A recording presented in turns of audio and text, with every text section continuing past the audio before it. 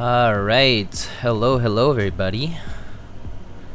Rabbit Peaches, One Drunk Man, Quappa, hello. Nephilins, hello. Odian. Wesley, what's up? Marcy, Eric, hello, hello. Ransnake, hello. One Way Theory, hi. Mr. Cupo, Diego, buenas tardes. Good afternoon indeed. Great, good evening for me actually. Yeah, buenas tardes indeed. How are y'all doing? How has your start to the week been?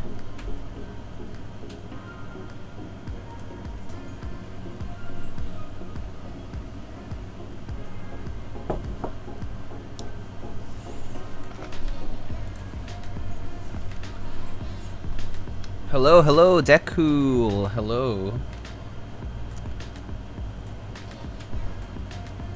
Diego is the only keyboard streamer I know that updates his exclamation keyboard command. I update all my commands. I'm the only person who touches them, so yeah, I kind of have to do it. I do it. It's like part of my tasks that I do every time before I start the stream. Sometimes I'm like kind of in a rush, but yeah. That's usually what I'm doing when I'm like in the starting soon screen. Is I'm like editing commands, just double checking things, you know, making sure my internet is not gonna crash or my PC is doing fine. Yeah. Just finished lubing MX Blacks for a friend. Oh, nice. So I actually was lubing some MX Blacks too. So I actually I'm going to be rebuilding this guy. Although probably off stream. I'm just gonna do like a typing sound video for it. Last time I used the snags, the community switch from AE boards, but I'm gonna rebuild it with MX Blacks. So I got some MX Blacks here for that I'm gonna just lube with 205. These are Hyperglides. Yeah, so got some Hyperglides. I think from Prevail Kiko. They're pretty good. They're decently smooth. So I think I'm gonna just go ahead and lube these and put them into the Equinox and do like a small typing thing. Yeah, just so that people can have a reference for something like this. Scratch is live. Really loving the results of just lubing the stem. Yeah, I think I like that better now. And also it's like so much faster. Yeah, it's so much faster, and I don't have to worry so much about the inconsistencies of like the lube sort of pooling on the, or not pooling, but like kind of like, yeah, like having a little bit more on the side of like the rails and stuff on the bottom housings. Yeah. It's just more consistent overall. So I'm enjoying it. I've been enjoying that.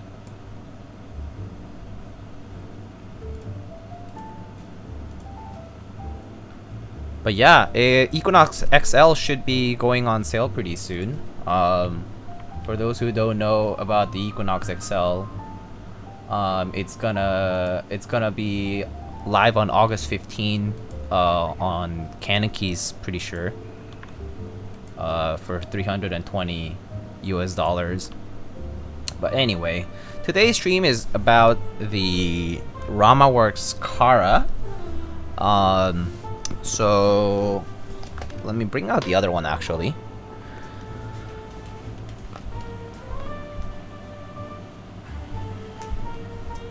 So for the RAMA Works Kara, I built two of them the last time I built these. So the last time the prototype R1 samples, the review samples from the R1 round were these two. These are in Moon and Iced. So this is clear ABS, plastic frosted ABS, and this is gray with a black backside. Yeah. So these were the two that we built, you know, a while back, when the first round ran. And then today we have actually some more. So I'm actually just gonna put this over here.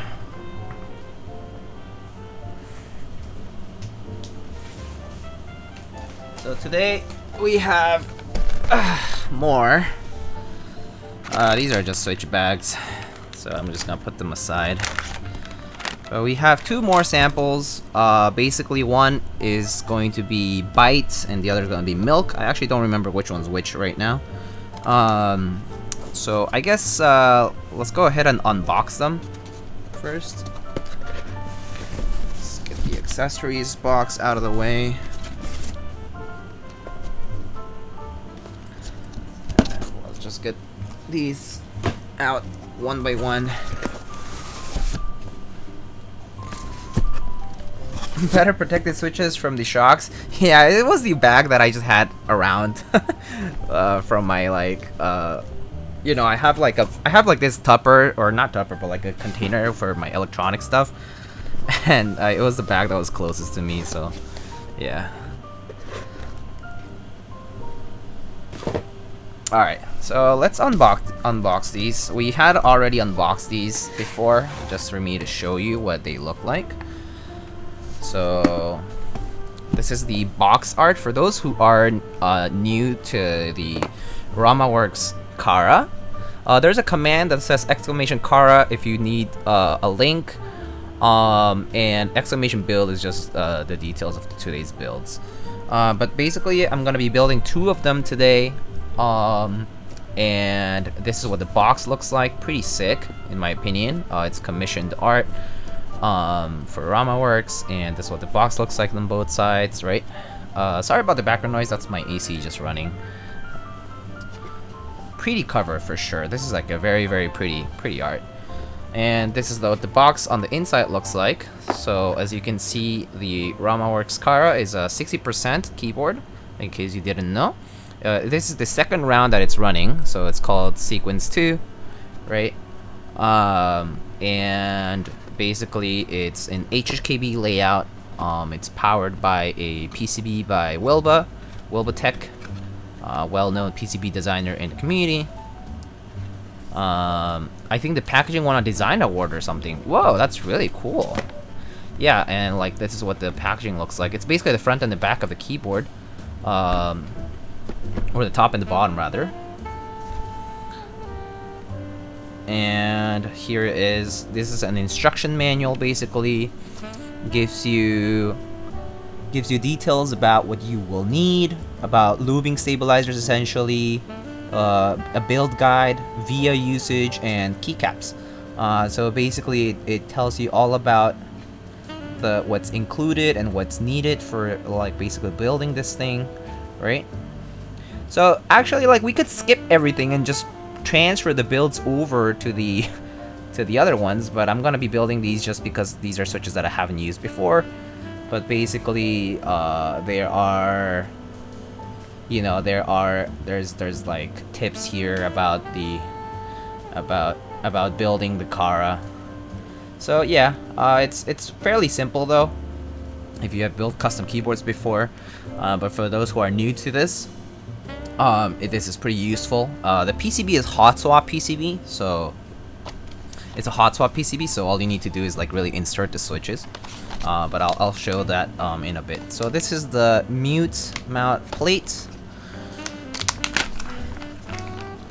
Looks like we have the BYTE color first here. So this is a plastic plate. This is a plastic plate. And this is a piece of silicone that's necessary for you to be able to mount, the assembly onto the case. The this is necessary for you to actually assemble it. If you don't have this, you cannot use the plate. Basically, like it's part of the mounting system for the Kara. It's required 100%. So here is the BYTE color. So this is the RAMA Kara Sequence 2 BYTE. Basically, it's a green tinted ABS plastic. Maybe if I give you a white reference, maybe this is a decent white. That's what it looks like. You have like a sticker that's also sort of white and black. So just to give you a reference here. Yeah. So this is the BYTE one. And then I'm gonna unbox the second one just to have both on view. But basically same contents, plate, and here is the board itself.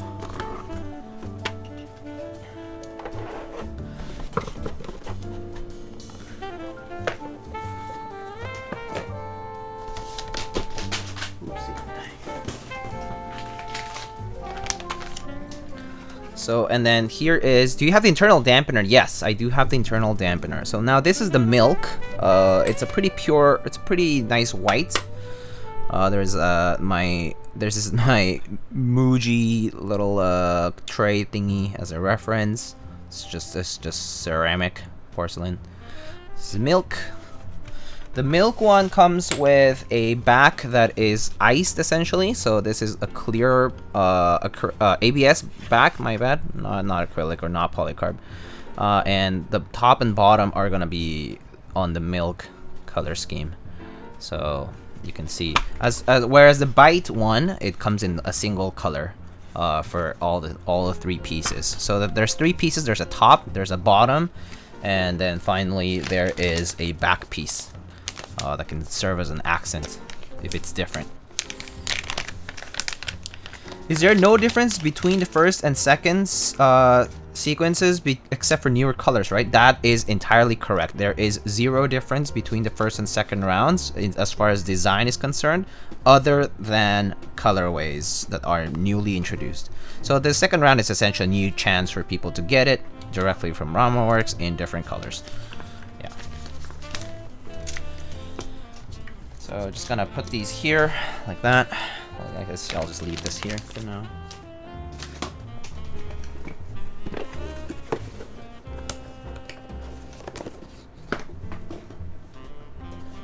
And then let's check out the accessories boxes.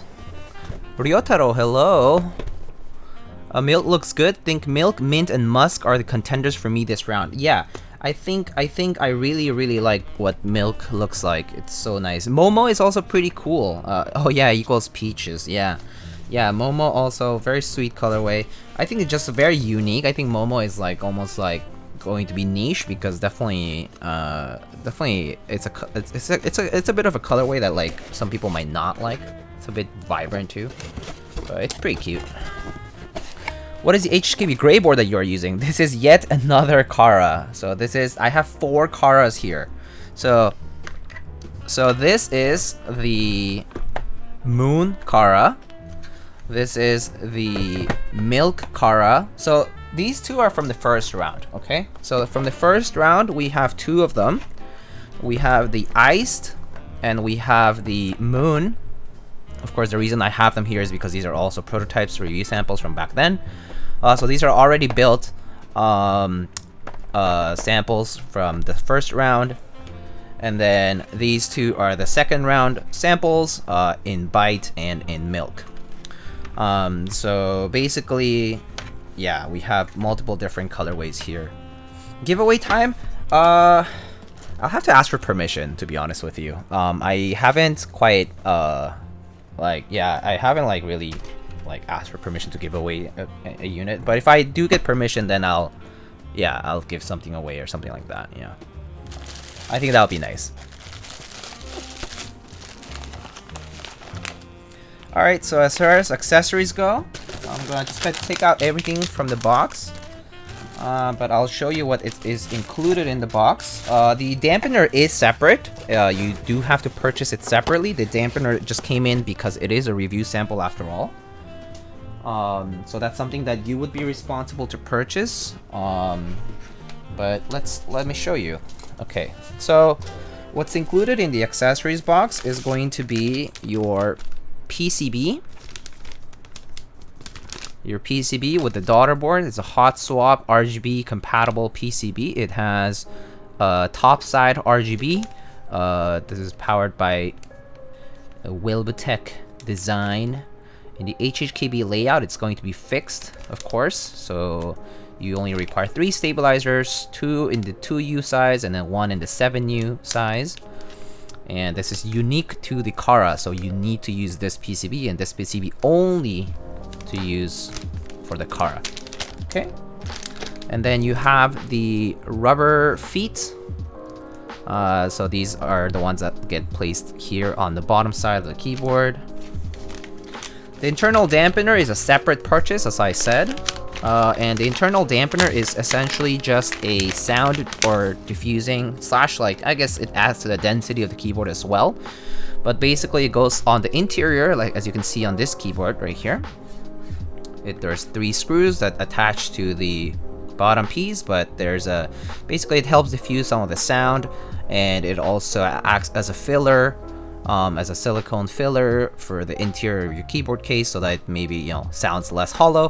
From my experience using it from the round 1 and round from the round 1 samples, the difference is not huge, but it definitely feels substantially heavier to have it versus not having it.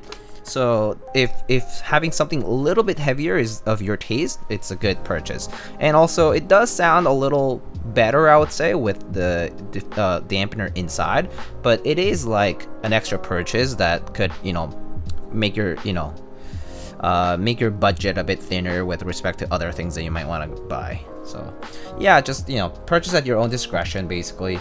But I would say it's like, it's fairly optional. Like it adds to the experience, but I don't think it's a deal breaker. Alright, and then finally in the accessories bag are going to be, there's a USB-C cable from RAMA Works, nice paracord, tightly wound, straight cable, no coils or anything like that, just USB-C to USB-A cable. Then there is going to be a, ooh, looks like this is a soya colored switch puller. So I actually purchased a Yolk one, and I am, let's see. So there are some differences actually. So this is the Yolk one, the first one, and this is the second one. This is in soya. It certainly is reinforced. It is substantially, the soya one is substantially thicker. So you can notice, let me see if I can show, but it is thicker basically, both at the end and at like on the whole loop. But I would say this new one is much sturdier than the previous one. It's made with stainless steel now. Oh, I see, it's made with a different material. Okay, very cool. Very nice that they have decided to upgrade these. I think that's excellent. That's amazing. Not to mention the design did change a little bit. As you can see, you see the O and X is at the tip on the first one. On the second one, it's not. It's actually solid, and the OX trademark, the XO trademark from RAMA Works, is at the handle side. The other ones bend quite easily. Yes, this is correct. So the only time I would use these is whenever I need, I had to use them for very tight positions, because these prongs are very straight, so they're good to access like switches that are like very close to the case, bezels, right, to the case edges. So I like using these instead of the other ones I have. But for everything else, I would use the other ones, because my other, like, you know, the regular ones, like the green ones that I have from like 1UP or like Amazon or whatever, these are sturdier, and I like using these more for general purposes. And as you can see, some of these bend back a little bit, and sometimes I use the RAMA Works ones for tighter spots. Yeah, but it's good. So that means that I can use the RAMA Works one more frequently now, without feeling like it's going to bend from the pressure, which is nice. I broke my Yolk one right at the X. Oh, I see. I might have an extra one around, One Drunk Man. If you want one, I could send you one, honestly. Yeah, if you need a key, switch puller. These are the screws for the PCB. No, wait. These are the screws to basically fasten the assembly, I believe. And then these are going to be the screws and the spacers for the hot swap PCB end plate. And they indeed come with Torx drivers. These are keys that are Torx compatible. They come with 2 different sizes that are compatible with exactly with the screws that are included in your Kara. So basically, all the tools that you need, at least as far as opening these up, is included inside of the box, which is amazing. I think including keys like Allen keys, or like, you know, whether it's hex like Allen keys or Torx like this, is really great. I really think that for any kind of like premium brand or product, I think including tools like this is pretty nice. It's a very nice detail that I think people might overlook, but some people just don't have all these more niche tools, and so I think having these is pretty nice to include. All right, so that's what the accessories are. And yeah, all of the accessories are branded. Like, they're all RAMA Works branded. They all have branding on them. Even the screws basically have branding on them. It's like the attention to detail is pretty crazy. It's very next level in that sense. They definitely kind of define themselves as a brand. A very imposing presence as far as branding goes. So that's pretty cool. All right. So those are the accessories. We can start with a build. So I would like to make a poll for which one to build first. We can either build... I'm going to be building both. Do we build the BYTE or do we build the Milk first? So let's just do a quick poll, if a couple minutes. Hello. Poll. Okay. Which color Kara to build first? BYTE green and Milk white. Green is fancier, that is true. Alright, there is a quick poll. A couple of minutes for you to check. In the meantime... Okay, I got this, that's good. Oh, in the meantime, I'll show you some other stuff while people decide. Okay, looks like it's leaning towards BYTE. So again, oh, sorry, I should show you which ones are which. This one's BYTE, and this one is Milk. So there is Milk and BYTE. Yeah. All right, so what I was going to do was show you some products actually. So today I have a couple of sponsored products aside from this. Do you have terminal for BYTE? I do have GMK Terminal, yes. I also have a very cool key set, very OG key set for BYTE that might look very good. And that key set is this. A very niche key set called DCS, niche now, but this is DCS Cream, Cheese, and Green. An absolutely terrible name for this key set, but at least it is accurate that it is kind of cream cheese colored and green. But personally, I think it's a terrible name. It is a DCS key set, and this was one of the old DCS classics when the community started flourishing back in the early 2010s, you know, like in the last decade of keyboards. This key set I think was like first run somewhere, I think in Korea, and like, you know, with Signature Plastics as a commission, and then like it became like a kind of classic in the community, and then it's kind of been long gone since. It reran like once, I think, through Tech Keys, and then it's been in stock, I think, on Tech Keys for a while, but I purchased a set. But yeah, DCS set available if you're curious. But I do have GMK Terminal, I do have like Camping, Royal, I have Triumph Adler Royal Alpha. That's a cool key set, I think, that might look good. Yeah, there's some options, okay?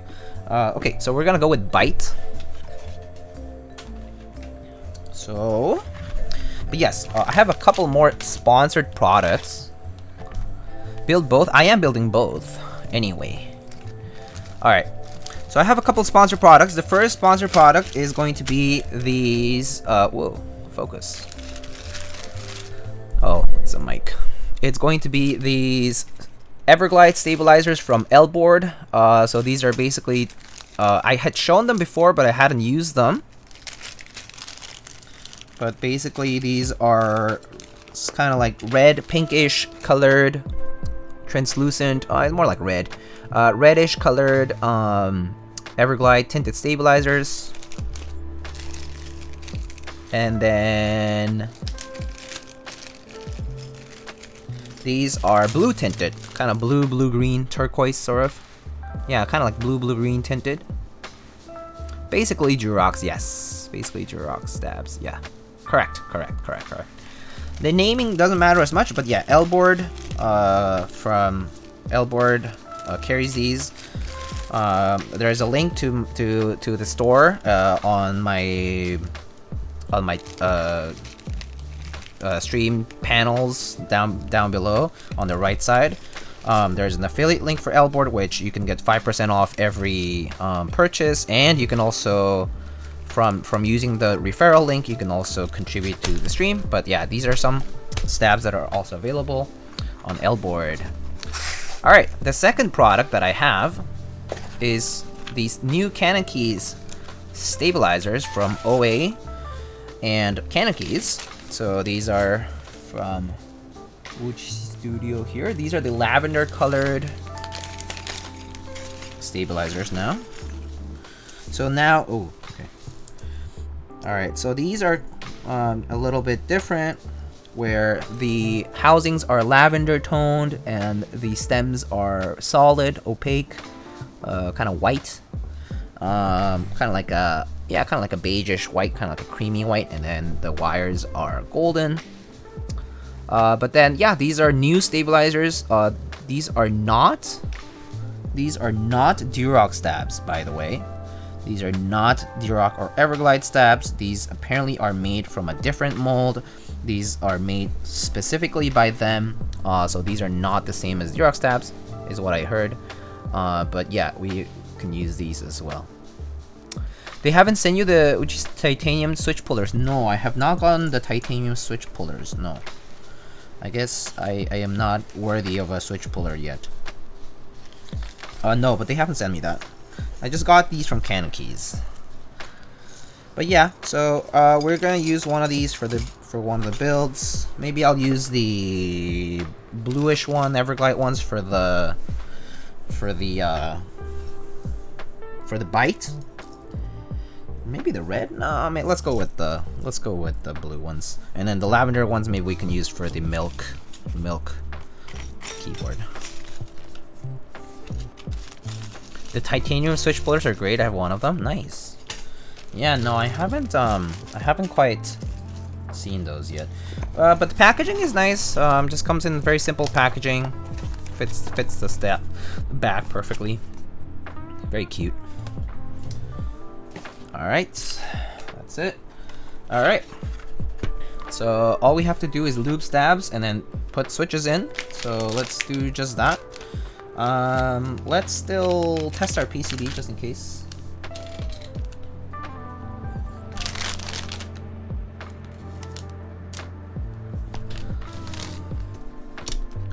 The RAMA switch puller does look nice, not gonna lie. Yeah, here it is, if you are curious about what it looks like. This is what it looks like. Yeah.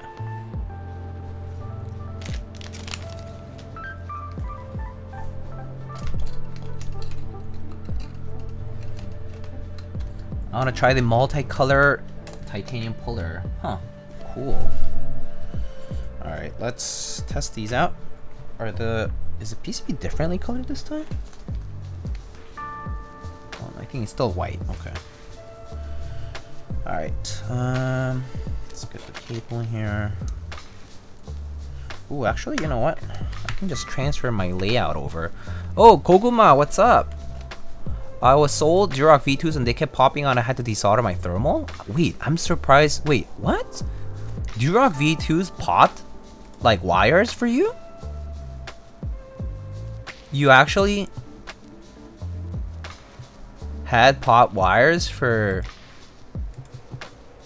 What? I have never had Durox V2 stabs pop.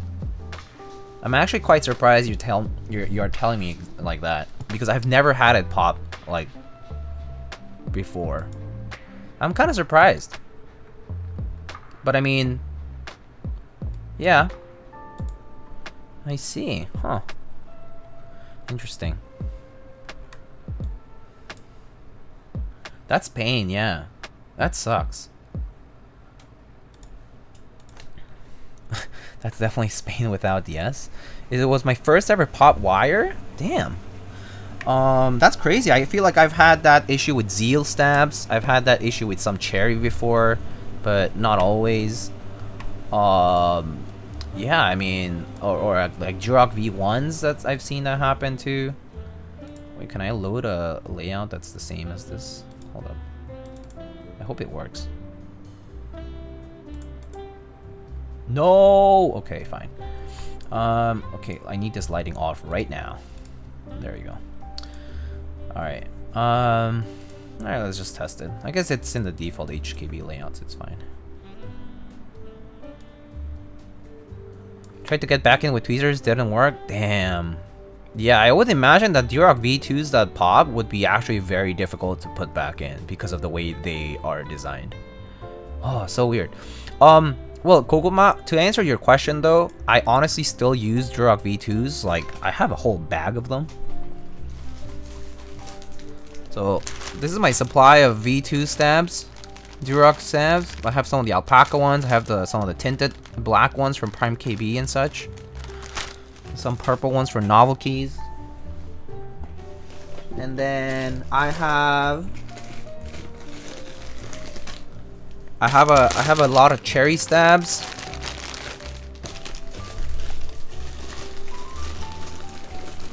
I have cherry clip-ins. Yeah, I basically have a lifetime supply of stabs. But that's because, you know, part of the job, I guess. It's a business expense. So part of why I never buy new stabs when they come out is because I just have a lot of them.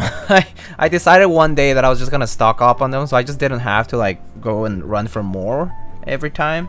Because I found that extra annoying to just have to go for like more stuff every single time that I like ran out. You know, it's just like, ugh, extra order, gotta wait a few days.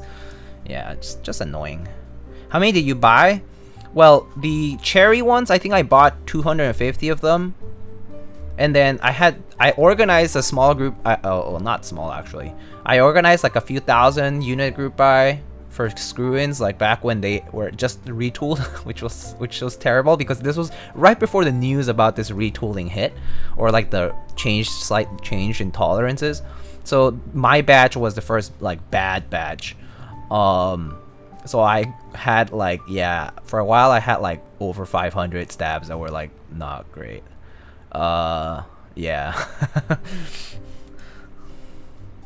That GB feels so long ago. Oh yeah, so Nathan got like 700 of them or something like that time. It was crazy.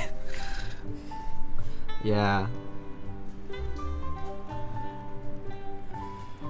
We had a bunch of people get them, and like, yeah. We're really bummed out that it happened, and like I basically had to get extra. So the only problem was not with 2Us, it was mainly with the damn 7U and 6.25U stuff.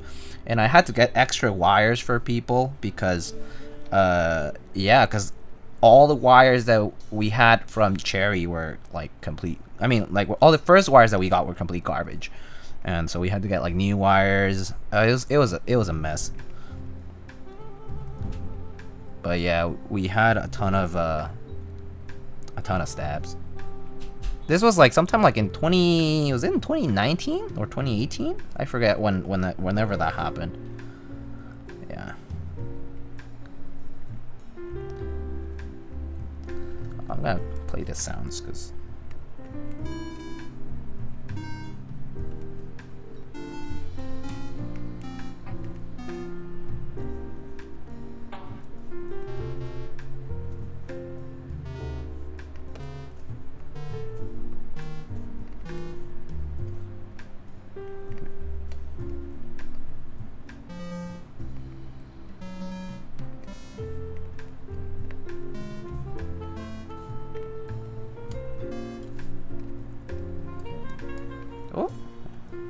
Just a few.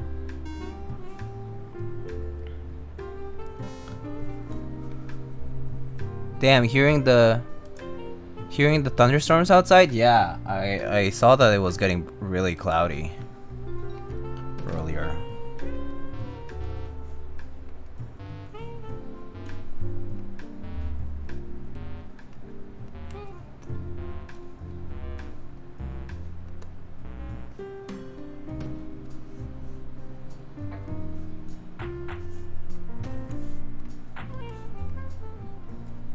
Alright, cool.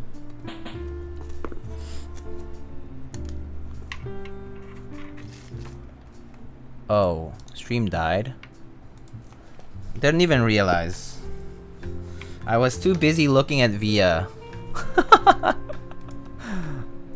Yeah, that happens. I should open Chatterino.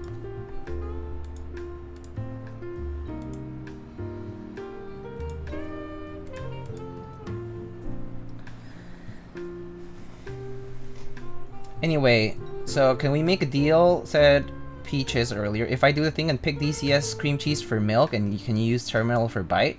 Okay, sure. We can do that. We can do extra lactose and green today. Chat came back quick this time. Oh yeah, it did. Chat didn't die. The chat log. That's nice. Alright, so for BYTE, we're gonna use these stabs, I guess. So we need 7U and 2 2Us. So 2U, 2U, and 7U. And then... yeah, let's get them. Let's see. 1, 2...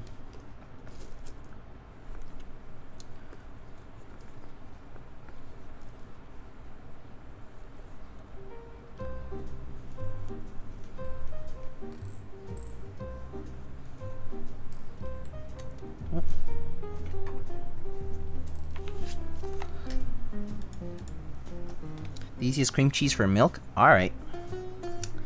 Sounds good, Peaches.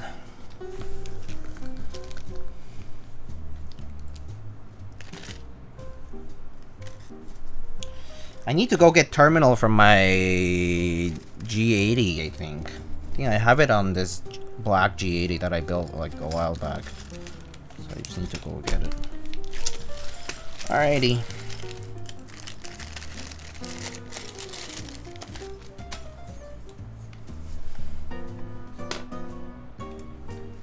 Let's see. Let's get some lube. 205.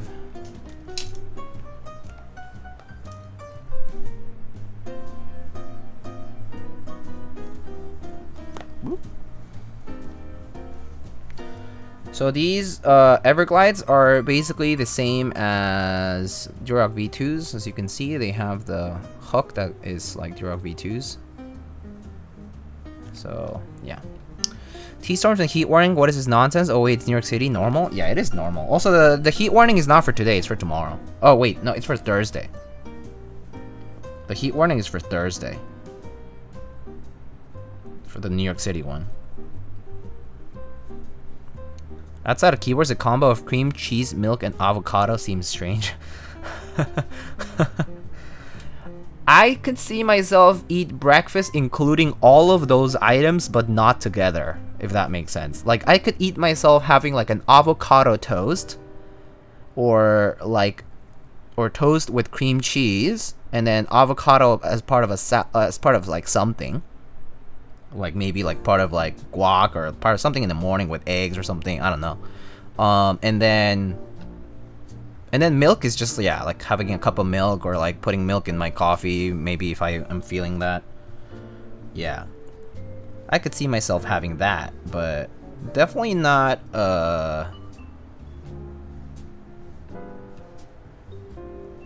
Milk on toast. Avocado in a glass and cream cheese on the side. You monster. Cream cheese and the avocado both pretty creamy and heavy though. Maybe not both. I actually don't mind heavy breakfast. I'm the kind of person who could... No bagel? Bagel's fine. Yeah, bagel's good. I think bagel kind of fills me up rather quickly though, so I actually kind of skip on bagels unless that's the only thing I'm eating. If I'm only eating a bagel, then I go for the bagel. Like, I'll go for... What I like about bagels is like I'll get a sesame bagel with cream cheese, tomato... With cream cheese and a tomato. With scallion cream cheese and a tomato. I'll get that and a coffee. If I go for bagels. And obviously the bagel has to be toasted. That's my like New York style way of having bagels for me. It's like, yeah, sesame bagel with cream cheese and a tomato. No, I mean sorry, a scallion cream cheese and a tomato and a coffee to go. Bagel is super filling. Feels like a waste of calories. It is very filling. I mean, like a single bagel with cream cheese is probably like 800 calories or something like that. I don't even know. It's a ridiculous amount of calories.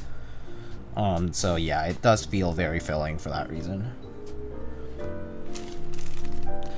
I am definitely a big breakfast kind of person though. Like I'm the kind to eat 3 eggs, a plate of bacon, some toast or pancakes, or like French toast, coffee, home fries. Yeah, I love having big breakfast if possible. I just don't do it as much anymore because of like laziness / time, or like basically if I could have like diner food every day in the morning, I would have it, and then I'll just reduce my dinners and lunches in general. And that's something that I've actually kind of done. I actually do eat less for lunch and dinner. But yeah. I like bagel with cream cheese and smoked salmon. Ooh. Smoked salmon's great. With capers? Ooh. Yeah, no, that sounds great. Yeah, I mean, salmon or like... Yeah, just in general, like, lox. So good. Yeah, that's delicious. Smoked salmon is kind of like a luxury in that sense. But yeah, if I have it, I'll definitely have it with the cream cheese and the bagel. Yeah. If I could afford it every single time, I would do it. But it gets pricey very quickly, so. Diner food every day for breakfast would be endgame. Oh yeah, it would be the best. It's more like a brunch food. I don't think that's a brunch food. For me, that's basically a breakfast for me. I'm the kind of person who can eat KBBQ for breakfast if possible. Like, I genuinely love having heavy meals in the morning. It gives me a lot of energy and kind of sets me up for the day. Yeah, I'm the kind of person who could have a very heavy meal for breakfast. I love big meals in the morning. Maybe it's because I used to be like a student athlete or something, but like, cause like when I would you know, do track or basketball back in like middle school, high school and stuff, like I would eat like 4 or 5 meals a day, but my morning meal would be the biggest one probably. My friend's cafe makes this bomb sandwich that you would really like. Ooh. Pea-meal bacon with sausage and hash brown with eggs and more regular bacon. Oh yes, that sounds great. I love bacon. Oh, bacon. Just a plate of good old crispy bacon. Yum. As you can see, I'm kind of a fatty, and I totally have no shame about it. Breakfast consists of an iced mocha with soy for me. Too lazy. Oh yeah, I'm too lazy for it too though. Like I normally will just resort to a bowl of milk and cereal and then like coffee. Or sometimes I like grab a banana or something. You know, like something lazy, something easy. But yeah, like as GZ Prime said though, like if I could have something like a diner food for breakfast every day, oh my god, that would be amazing. You know, if I made it in life one day and like were able to hire someone to make breakfast for me, just have breakfast ready every single day. Yeah, diner like food every single day. Let's go. I wouldn't care. I would just do it. Or like, well, I mean, or also like dim sum, I guess. 2 gallons of coffee for me? Yeah, I only have like 1 cup in the morning, so. I just eat leftovers for breakfast. I think leftovers is fine too. I do that a lot.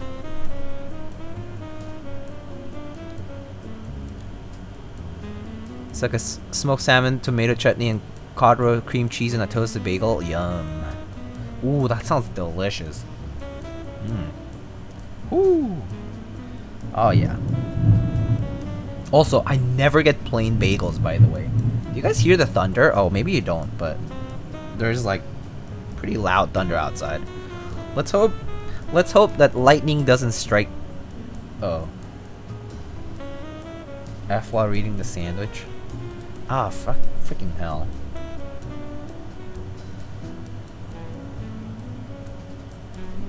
F. Okay.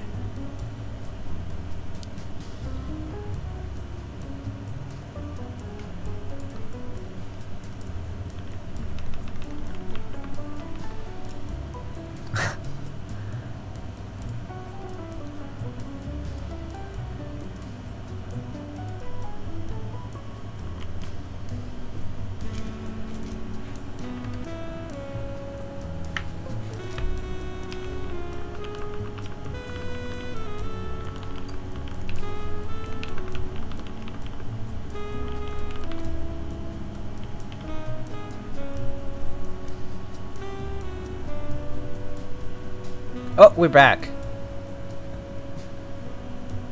Look, the chat overlay was alive this time.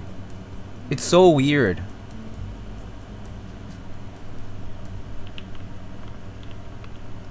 I need a proper reaction to that sandwich. Okay. Smoked salmon, tomato chutney, cod roe, cream cheese, and a toasted bagel. Oof. So good. Yeah. Honestly, I fuck with that. Also, I never get plain bagels though. If it's gonna be a toasted bagel, never go plain. Never, ever. At least sesame bagel. Everything bagel's good, or onion bagel's good. Like anything, just not plain. Plain bagels, bad. Never plain. Plain is the thing I do when I'm buying like 20 bagels or 10 bagels for like a party of people. And they just get to grab a bagel, you know? At least sesame or poppy? Yeah. No way I would grab a plain bagel. Plain bagel is like the last resort option. Also, I was earlier when stream kind of died. I heard like a big thundering. Yeah, there's a lot of thunder right now outside. Not sure if you can hear it, but there is. Right now, like you could probably hear my AC, but there has been thunder like in the background for a bit now. The Spectrum Touch is so frequent now, dude. I know, it's so weird. I actually don't know what's going on. I remember seeing a video of Rainbow Bagel in New York City. Oh yeah, that's just the Rainbow Bagels are the ones from Brooklyn, I think, right? From that shop in Brooklyn. Yeah, it's just flour that's colored, basically. It's not like, it doesn't really taste that different. So yeah, kind of gimmicky. It's just colorful, for the sake of being so.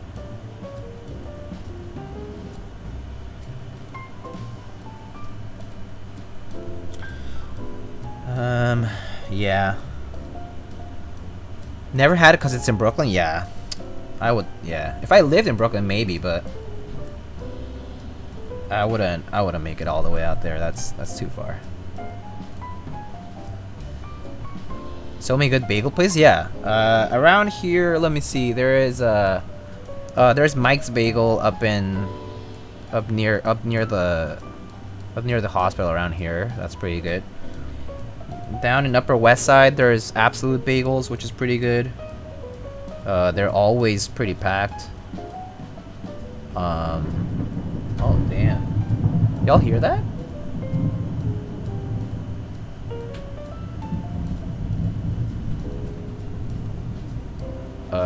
Did the chat F?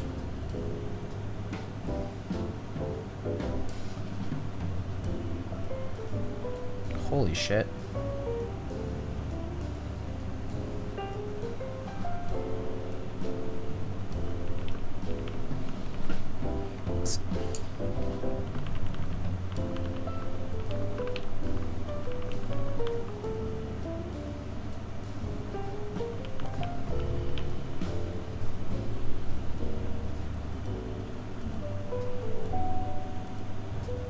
So it happened twice. It's definitely the thunderstorm, actually though. Like I heard thunder outside. Oh my god. Yo. What if my PC just like fucking short circuits?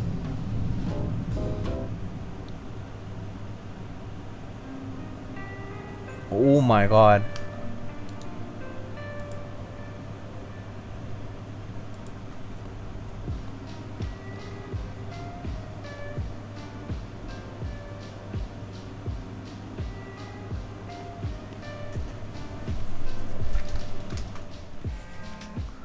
We're back. So it definitely is a thunderstorm.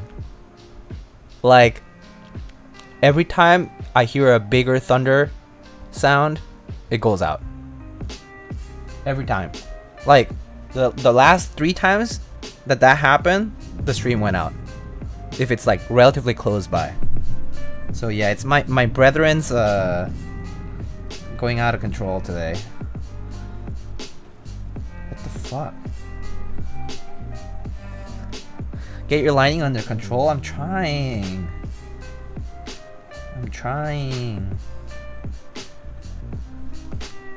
But that's kind of scary. What if What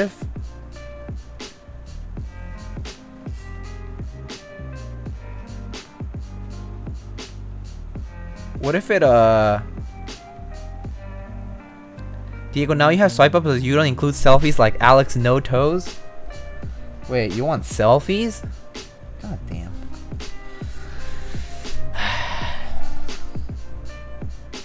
Doable. Maybe some other time. Does bro stop it not work? Bro, stop it. Bro, stop it. Maybe it works. I want feed pics? Oh god. Mr. Adam request feed pics. That's that requires a special kind of subscription, I think.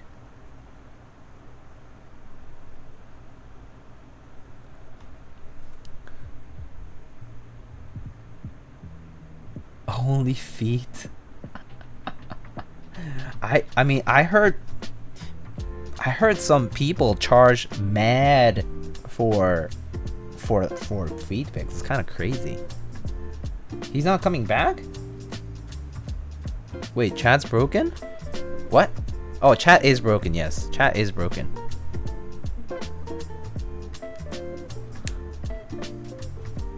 Also, Anubis Prime lives or Prime lives. Hello. How are you doing today? The stream is gonna be a long one with all these disconnections too.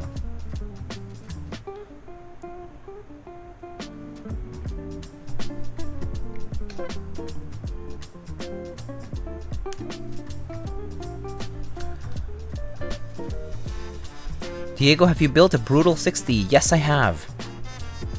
I've also built a Savage 65, an Obliterated 75, a Wrecked 1800. I have not built a Devastating TKL, but they're about the same. Let's take a shot of soju every time stream dies. We're gonna get drunk quite quickly, cause Should be in your VODs. Oh.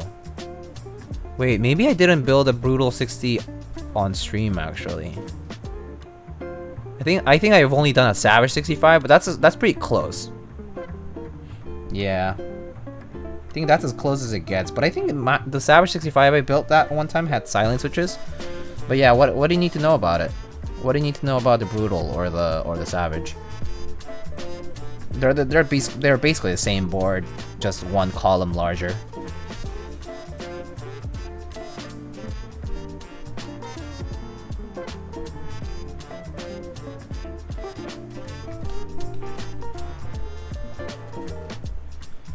Just interested in U60. I see. It's well priced. We drinking? One drunk man heard it. Okay, I guess chat's really out now. God damn.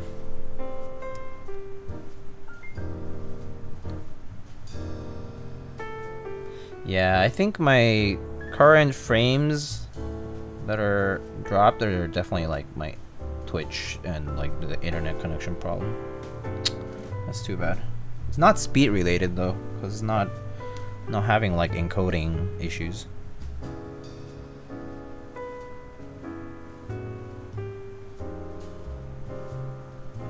Just receiving the actual packets, I guess. DN60 is a great board. I'm really interested in this Hangul. My friend got it, so I'm waiting for his thoughts and hoping it doesn't sell out. Oh, I see. That's the Monster Gear one, right? Yeah, I wonder what that one's like. People were like asking me if I had seen it or something, but well, I haven't, so. I mean, I haven't aside from the fact that I just know that it's a Monster Gear 60% board. Looks pretty nice, CBH. What's the price for it? Kit-wise, like shipped?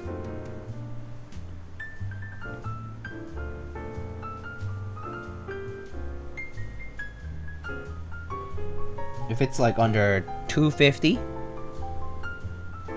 it sounds kind of convincing.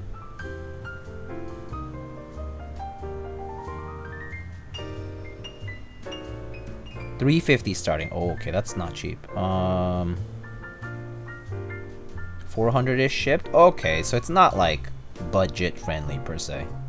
That's not a budget friendly board, I would say, or it's not a low budget board for sure. Yeah, that's not like entry budget wise. A buddy said 7 out of 10 good gasket feels decent sound. Ah, I see. What are your thoughts on the sound of the Kara? I personally really like the sound of the Kara. Like, it sounds pretty good to me. I mean, yes, it sounds like, well, like any plastic board should sound like, because it's made out of plastic. But other than that, I like how it types. I like how the Kara types overall. I actually take the Kara when I am like traveling, or like when I have like stuff to do remotely. I do take the Kara with me, or my HHKB. It's either or. They're basically the same thing though.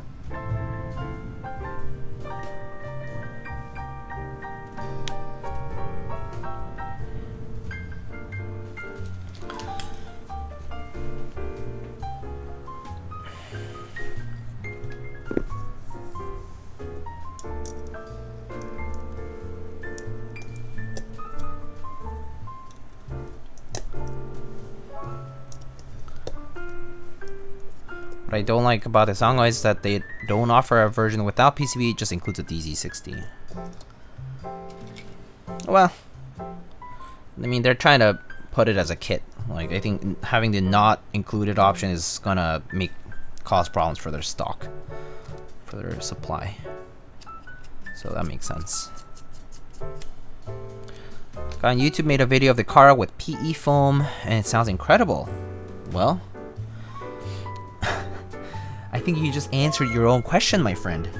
You asked me, how do you like the sound of the Kara? But you like the sound of the Kara already. I personally like it. I take this one, the iced one, quite a lot. This one sounds nice. This one has like Gateron milky top switches with DCS.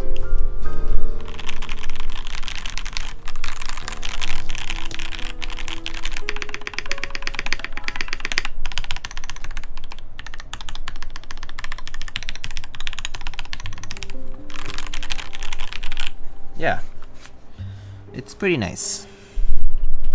Sounds better than my B box. Oh, the B box are those like cheaper kits. Also, Space Cables, hello! 6 months, hi! Thank you so much for the tier 1 sub, my friend. How are you doing? How's work? How's the cable biz?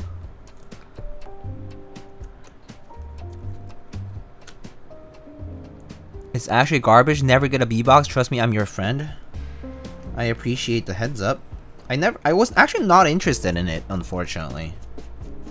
I never got interested in it. I thought like, oh, it's a cool way to make something kind of, you know, like cheap and good for entry, but I never got interested in it. It's a fun concept, yeah. I think the concept of this Gunpla looking keyboard is like interesting, but just not. It just didn't appeal to me for some reason. I was like, oh, okay. Gunpla.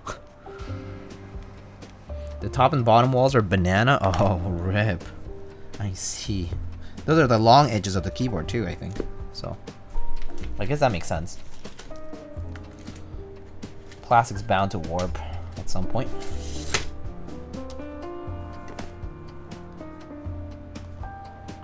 Alright, so this is the mute mount.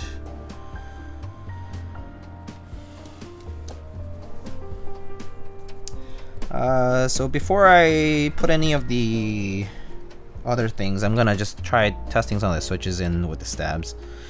So this one I'm gonna build with the Gateron Inks. Alright, someone's new here.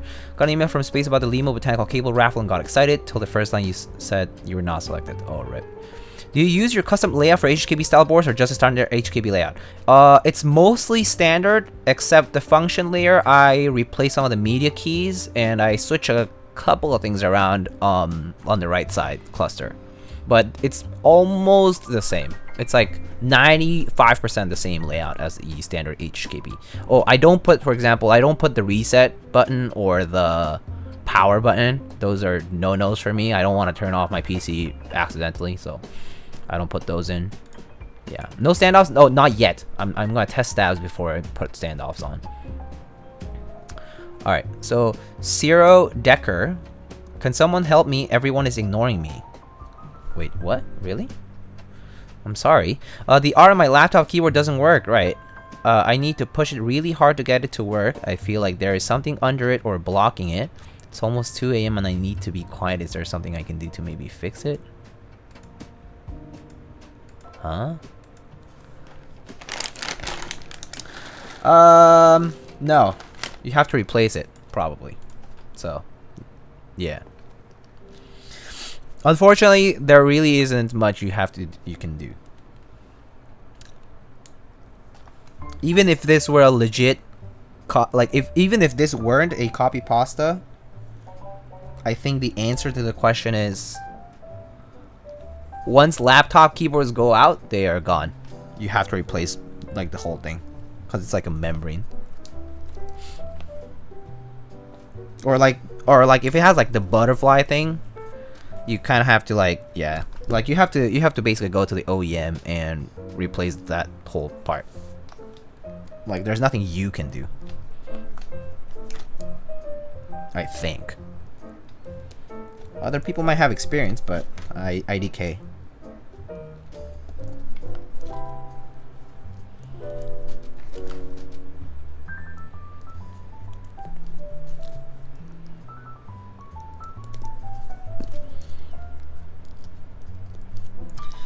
Alright, let's test the stabs first before I put any standoffs.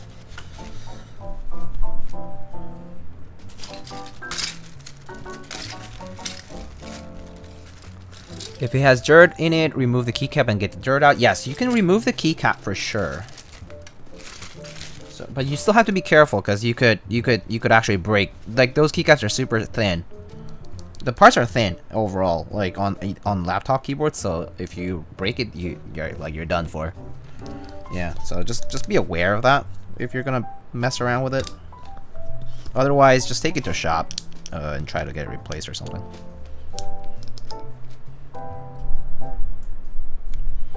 Gonna move it with my remove it with my fingers? I would not recommend it. I think your fingers would apply easily force like to the side or something, and you could break it. You would probably risk breaking it.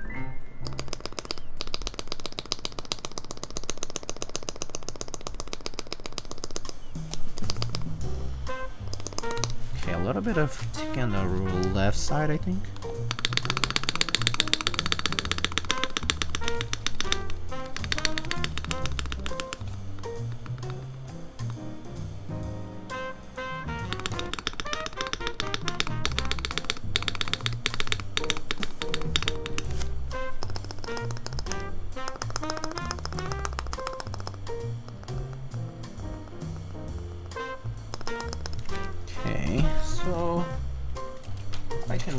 This with the syringe, I think. Just a little on the right and a little on the left. Here should be enough, I think.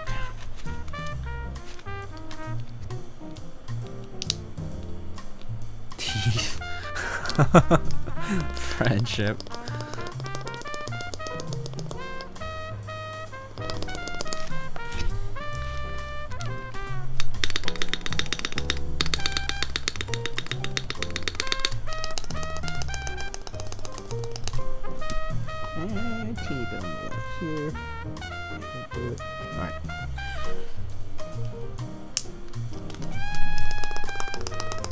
Alright, I think that's good.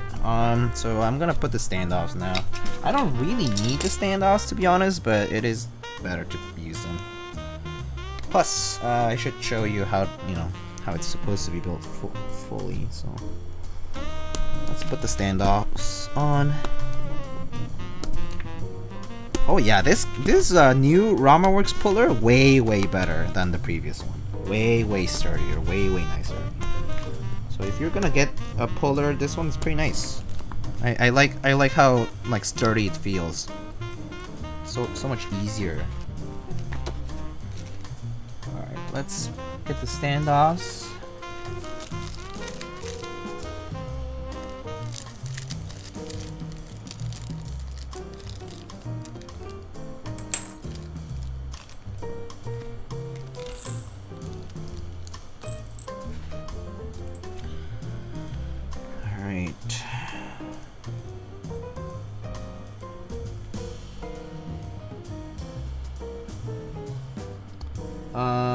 Wait, I think these screws are from the top side. Where are the screws that go from the bottom?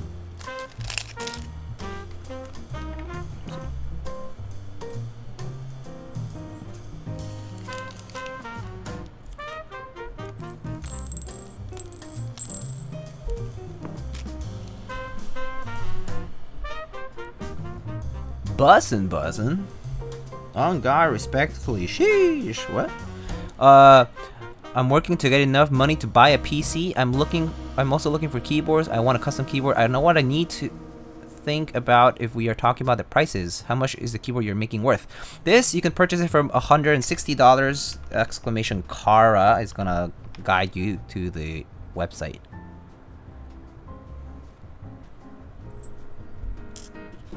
But yeah, this one is, just the kit starts at $160 and then you would also need switches, stabilizers, and keycaps to put on. My grammar isn't correct, I'm sorry. Oh, don't worry about it. I'm not checking your grammar. You're good.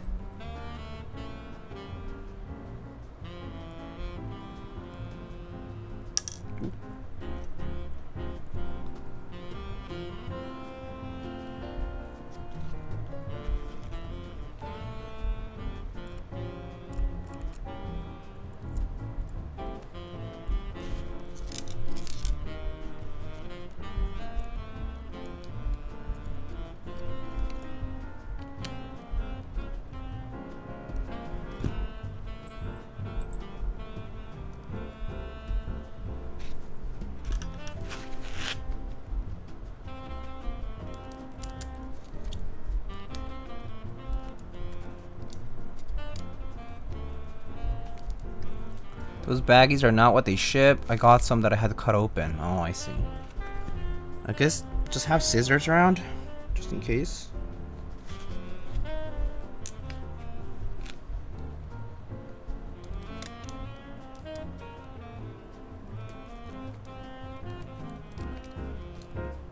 Teeth, always teeth. Hello, streamer. I love you long time. Hello. I love you too. How are you doing? Oh, this didn't pop off properly.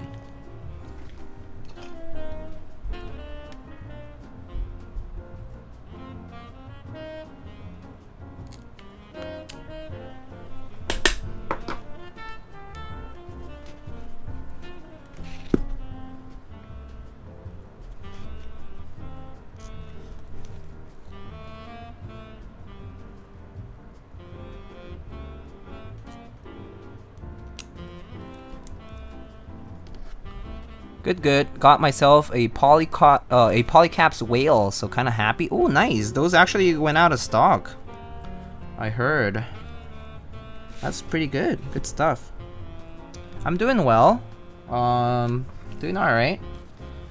Let's see. I'm just gonna double check if 6 standoffs is correct. And I'm just gonna double check if the standoffs are in the right places. 1, 2, 3, 4. Wait. 1, 2, 3, 4, 5. Oh, am I missing one? Am I missing a standoff? Did I accidentally toss one somewhere? I mean, it won't be an issue without one standoff, so yeah, YOLO, whatever, it's fine. We move on.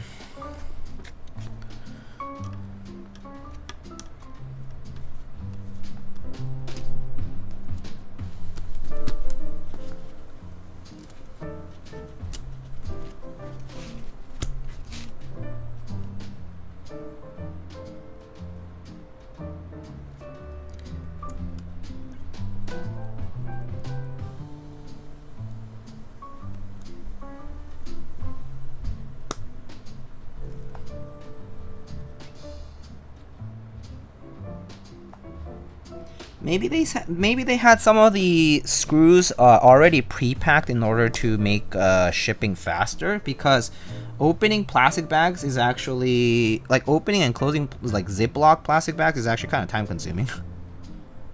Like relative to like packing processes. So I think that might be why they might have just pre-packed some of them, or already had them pre-packed. So threw some of those in some packages but not in others, maybe. That's a possibility.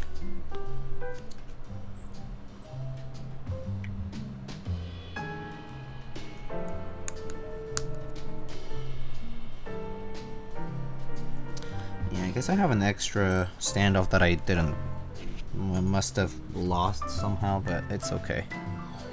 It's not a big deal. Alright, let's put switches on.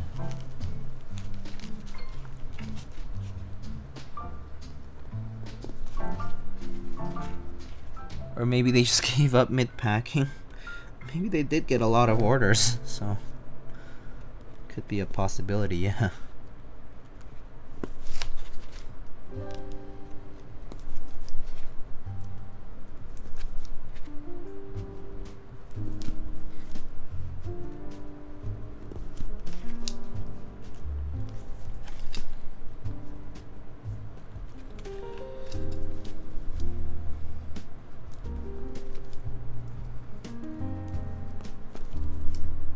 So these are, I believe these are GAT inks with Tribosys 3204, I think. Yeah.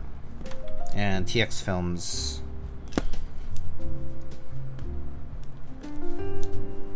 So fairly standard switch.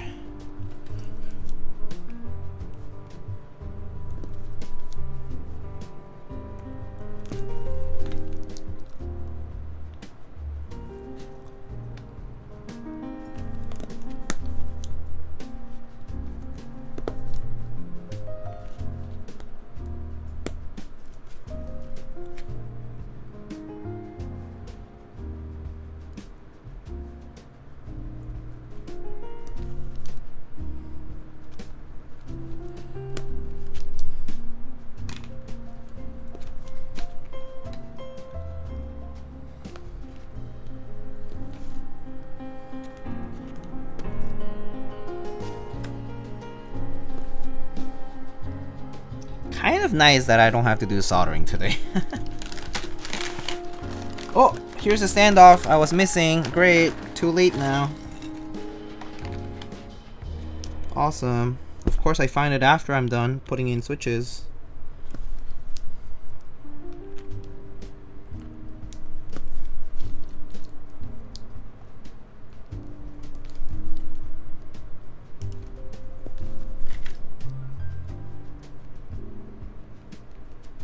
I mean, having 5 out of 6 is basically the same. Time to take out all the switches? No. No way. No way I'm gonna waste that time.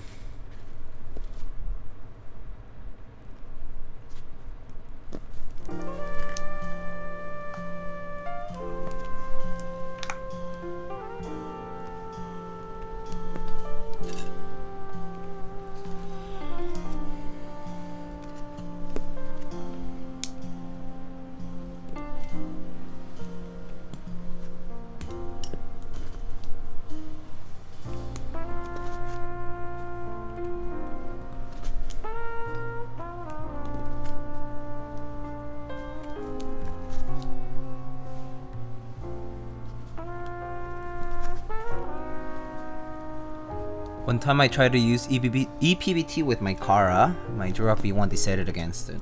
Oh, rip. Oh, I see, the wires popped, huh?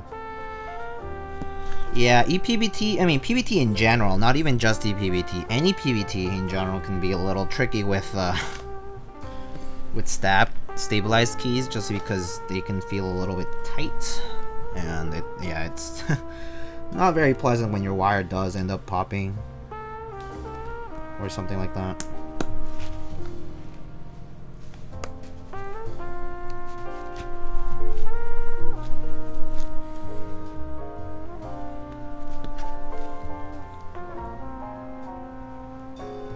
I have 29 decimats at home after receiving 5 today. Let's not talk about how many decimats I have. I have a number of decimats that's probably larger than that. Probably. Can't say it's anything to brag about, but it's a reality. Oh, yo! Diego, remember that time we sat outside Nintendo World for 19 hours? Same. Dude, what's up? How are you doing? Dude, good to see you. Holy shit. There was indeed a time when Soul and Power and myself sat in front of Nintendo World New York City for 19 hours for the Majora's Mask new Nintendo 3DS XL release. We started camping at around, I think, 6 o'clock in the morning, and it was like at midnight, right? Or it was like 5 o'clock? Yeah, I forget. But yeah, it was crazy. It was super cold too. It was like, I swear it was like 20, it was like 15 degrees out, like Fahrenheit. So that's like, yeah, it was like 20 degrees out Fahrenheit. I don't even know. There was a wind chill too. It was crazy. Yeah, oh my god. That was insane. Yo, I'm good. Didn't know you were streaming. Got your channel from Steve. Oh, really? Oh, dude. Oh, man. Yeah, Steve stops by every so often. Good to see you, man. I hope you're doing well. It's been a while. Yeah, I don't really tell people I don't tell like all my friends IRL that I do this kind of thing. Sometimes they ask though, because I do post like on my personal Insta a lot about keyboards. I mean, pretty much all I post about now, so I don't really post IRL updates on my social media. But I'm doing alright, dude. Alright, everything works. Just, wow, first try, everything works. Cool. Alright, let's put this into the board.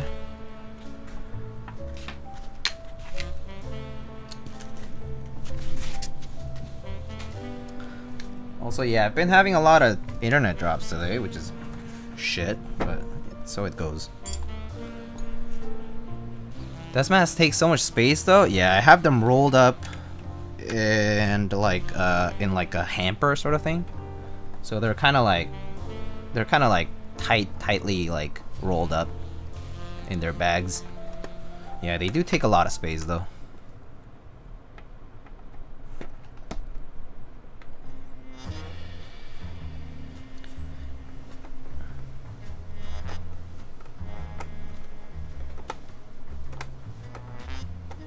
I just use the bags that they come in, TBH. Yeah, I love those bags. The like translucent plastic bags. Those are the ones I use too.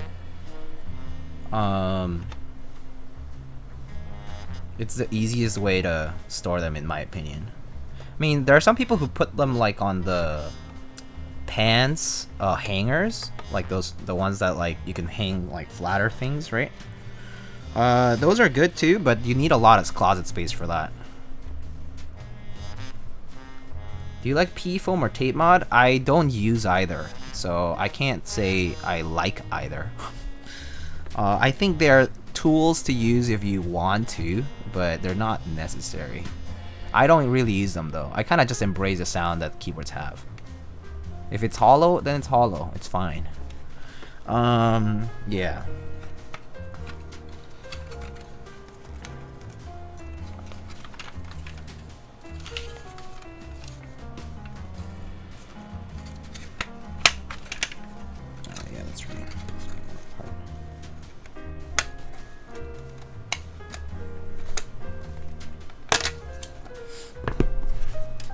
Alright, y'all. Are we gonna use the internal dampener today or nay? Would you like internal dampener, yay or nay? Say it in chat.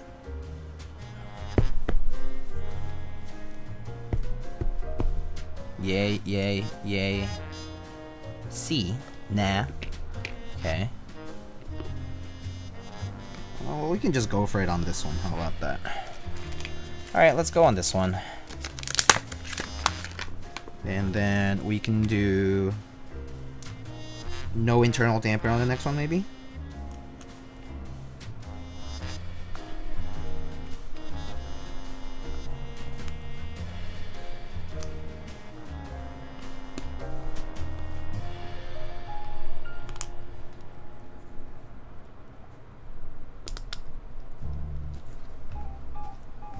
I got the weight when I first ordered it, not so good. I wouldn't get the weight, the metallic one you're talking about, right? I wouldn't get the metallic weight for a plastic board, just because it kind of defeats the purpose of a plastic board, you know what I mean?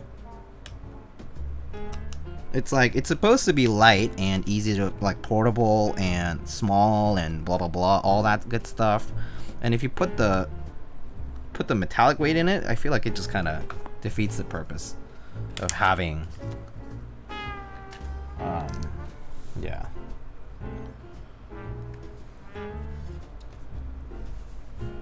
Damn me up. Alright, let's put these on. I think it's these. Hold up. Yeah, I think it's these ones. Ooh. Recently ordered the dampener, should get it in a week. Oh, nice. What color car do you have, ODN?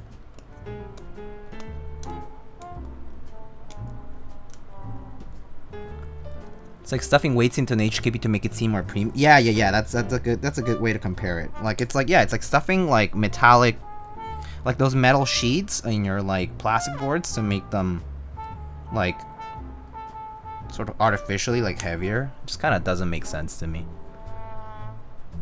Moon. Oh, that's a good one. Yeah, I really like the moon, like the one that's here. Yo, Deku, thanks for the resub.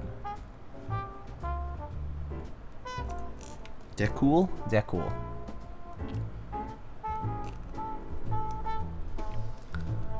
I don't understand why people associate premium with heft. It's just a way of saying like more is better, kind of. I think that's kind of like why people associate it that way. It's like the more is better sort of idea. So I think that's probably why. But yeah, it's not necessarily true.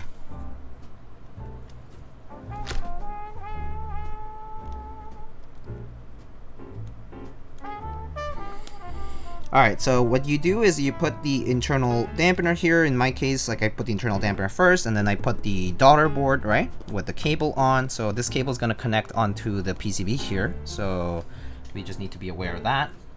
And so to mount the Kara, the mount system is called a mute mount. Ooh, sorry about that. Unpleasant sound. The mute mount, the way it works is basically there's these 4 screws here. You want to remove those first.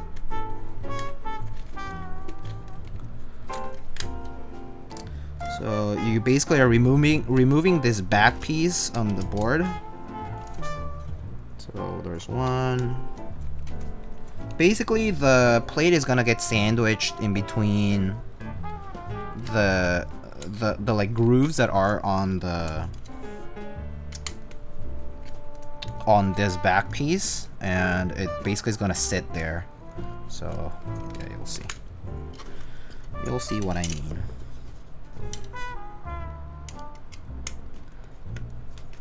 Not a big fan of the translucent look, though I do like the color. I think, yeah, I mean, it's for some and not for others.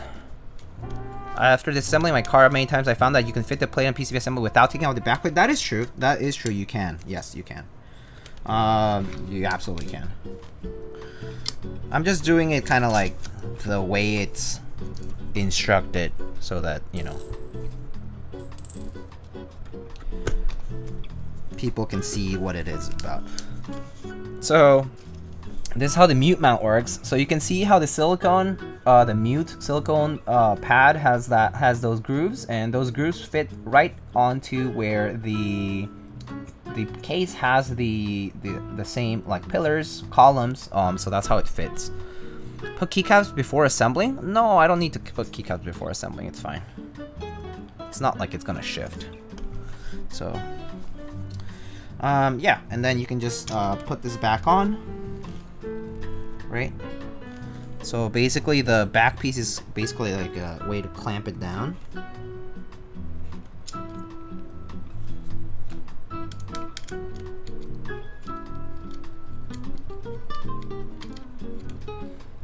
But the guy, Diego, oh. Oh, I see what you mean. Oh, okay, fine. Alright, maybe that's just not right. Or, I mean, well, yeah. That I wouldn't do. I would put the keycaps last, for sure.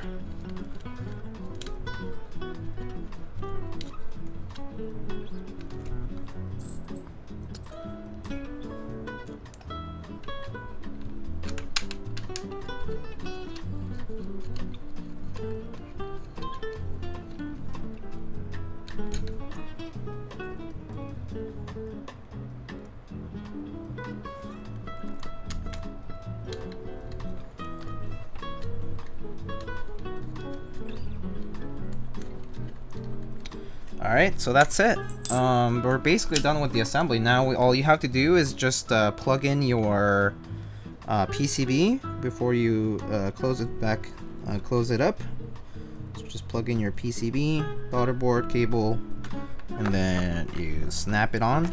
I guess front to back, because there's like these little tabs here.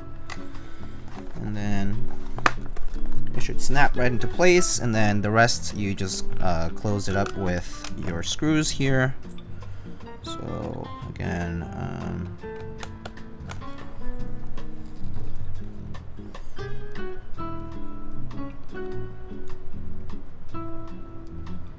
in my case, the backplate is so tightly screwed I was never able to take it off. What? Really? No way. Oh, that's kind of bizarre.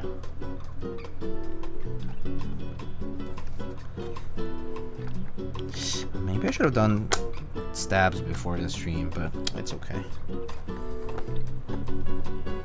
Thinking that the stream's gonna go for long today. It's alright though. I expected it. Alright, so you just close it up and you're done. Oh, and then you put the rubber feet on, so which I'm gonna do right after this. And then I'll go and get some keycaps for this. Alright, so that's it. Rubber feet. I think these are just, yeah.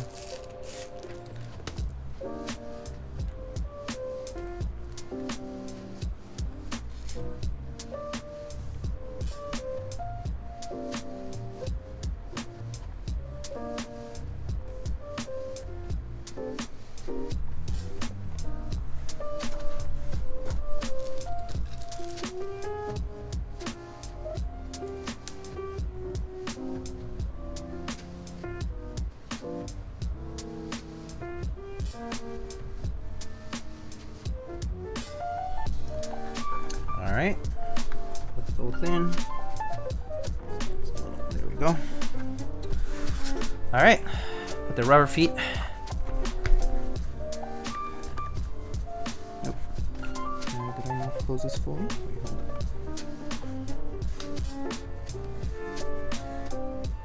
Oh, hold up. Oh. I see. I noticed that the daughter board cable is not like positioned right. It's like getting pushed by the internal dampener, so I'm gonna open it up slightly to push it back out.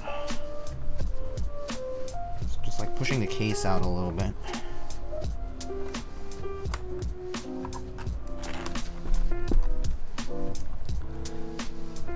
Ugly marks it has on the exterior? What ugly marks specifically?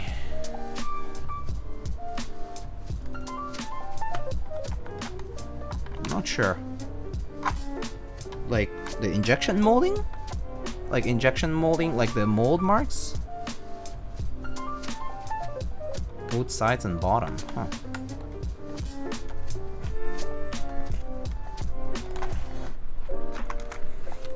Wait, oh, did I not unscrew this one?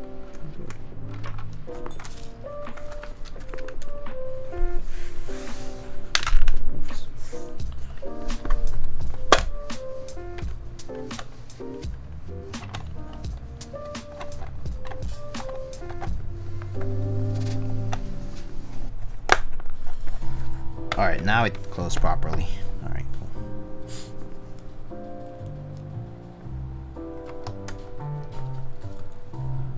Taro Pie, hello. Aloha. Welcome, welcome.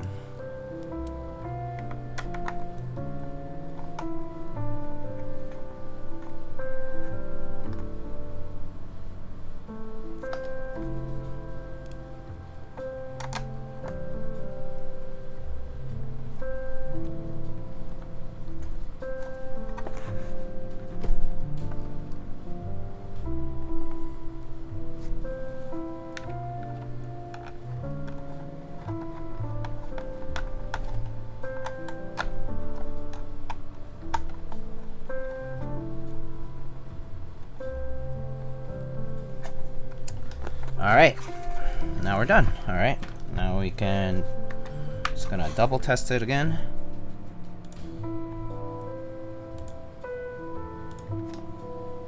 Alright, gets detected.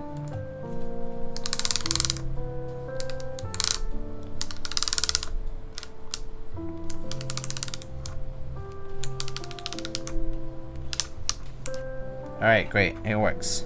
Alright, so we said we wanted to see GMK Terminal on this?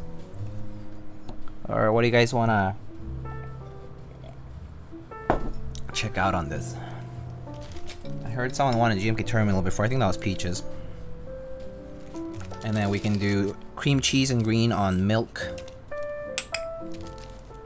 Although I think for the photos later on, I might use Modern Jaw on the white one. Well, I know we used that on stream last time. But yeah. Alright, Nautilus Nightmares? Oh, I do not have Nautilus Nightmares, unfortunately. So I have some key sets here. And I also have some other ones. I have like camping. Whoa. I have like camping, white on black, yeah. White on black, camping. I have like beige stuff. I have terminal. I also have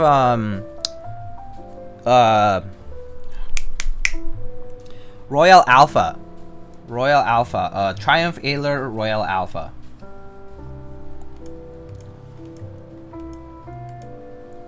Yeah. Let's try terminal first because I did promise Peaches about it. So I'll bring a couple of sets out. I'll be right back. Okay. I'll bring out Royal Alpha. I'll bring out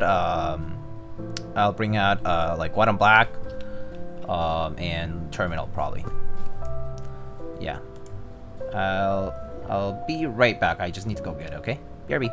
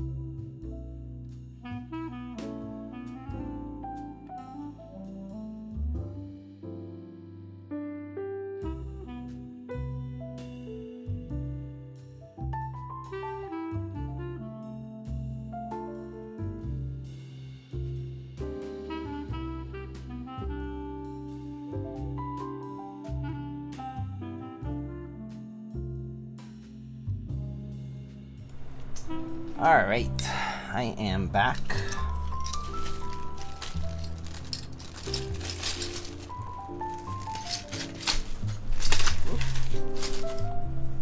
So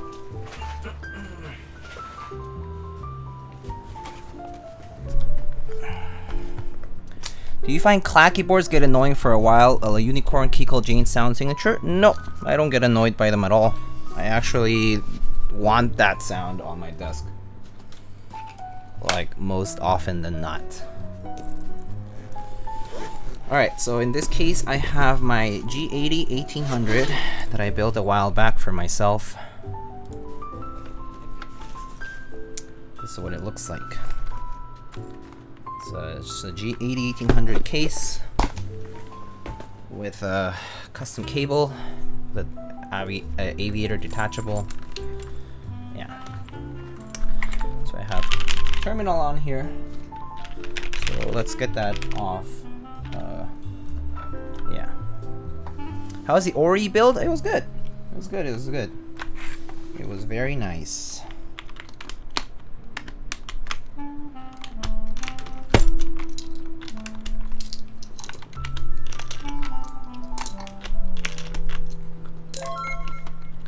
$8 months. Ooh, hey, someone else keeps. Thank you so much for the 8 months.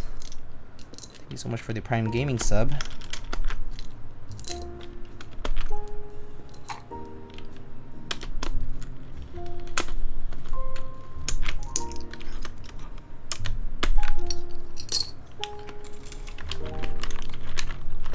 Let's use the gamer set from Togepi here that I already have here. Might as well. Something to make it a little different. Looks like I can't use step caps, so I'll get that.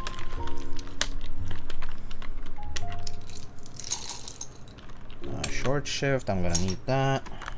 Long shift. Alright.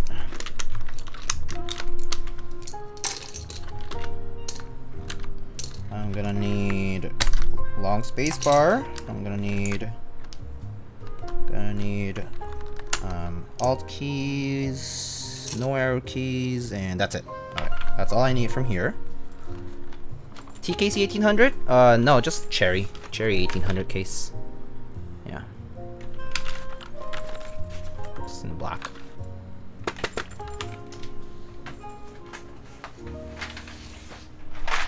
Alright, and I have the rest of my terminal set here.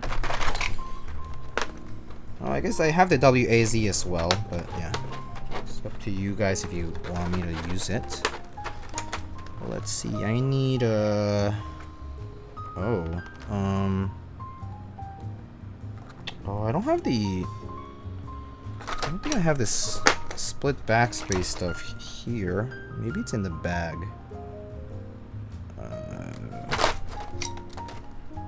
I'm gonna need this, and oh well, maybe no, it's fine. Okay, I guess I'll go get the I'll go get the pipe, 1U pipe. Tony G. Caught a few build videos on YouTube years ago, finally able to catch you live. Thanks for the content. Oh, no problem. I mean, thank you for following it, and thank you for coming by.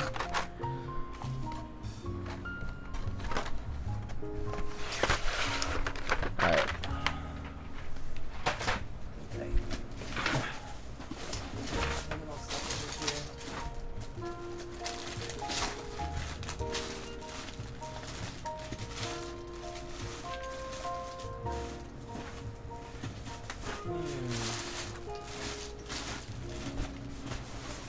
Where's my terminal stuff? Yeah.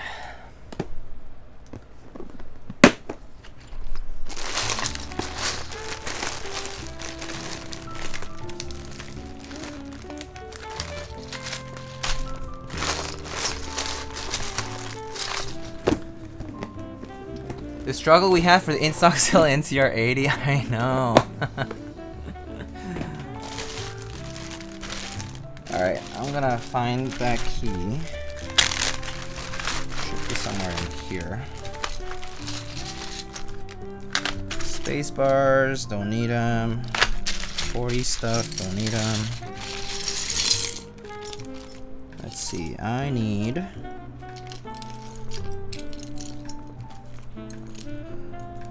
one U pipe. And,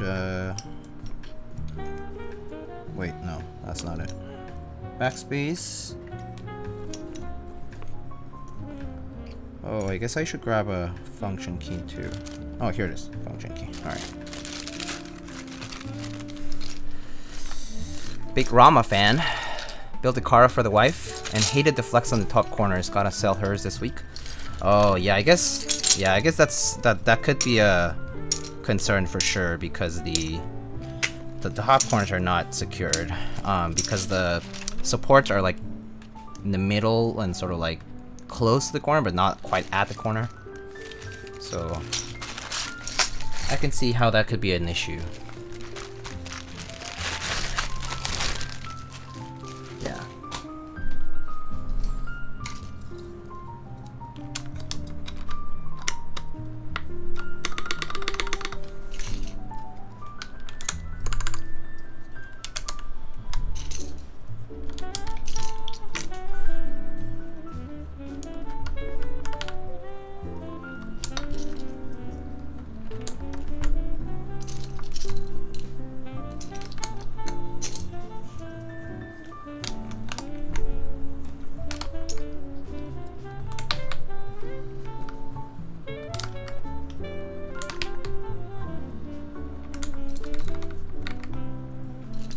Build my car with the alloy plate and the weight. Ooh, someone who does like the alloy weight.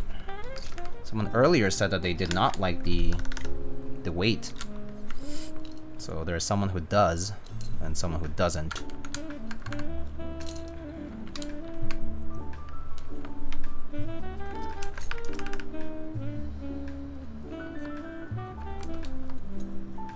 Got a little WASD gamer kit that I have from Tokipi. Tokipi, if you don't know, they're an artisan keycap maker. They make blanks and blank-like keycaps a lot. They make really cute pastels often, but they did a sale for these WASDs like a long time ago, and I picked up a couple. I happen to have a green one.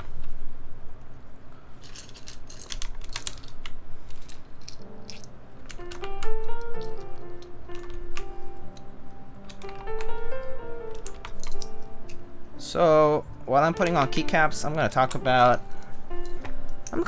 sponsors. Why not? Because first of all, I want to give a big shout out to Kate and Rama and Wilba and all the team from RAMA Works who graciously and generously provided these units. Agreed to provide these units for me to review, for me to show you guys. So thank you to RAMA Works for sending these out. Next, we have the sponsors, the regular sponsor for the channel. So I'm just gonna talk briefly about like the group buys are currently available on their respective pages, and then they also have in-stock items like switches, lube, films, etc. So just check out their stores. So first is Canon Keys. They have the Balance keyboard, an 1800 function row-less keyboard available for group buy until this week. And then there is also GMK GMK Hohai, GMK Jax, and GMK Moomin, all available through Canon Keys. I'll pick an artisan. Okay, I'll use this one, I think. Oh.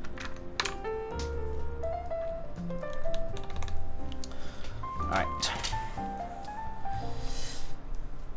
And then, of course, there's the lavender stabilizers that we haven't yet used, but we will be using in a bit. So this is the first build of the night.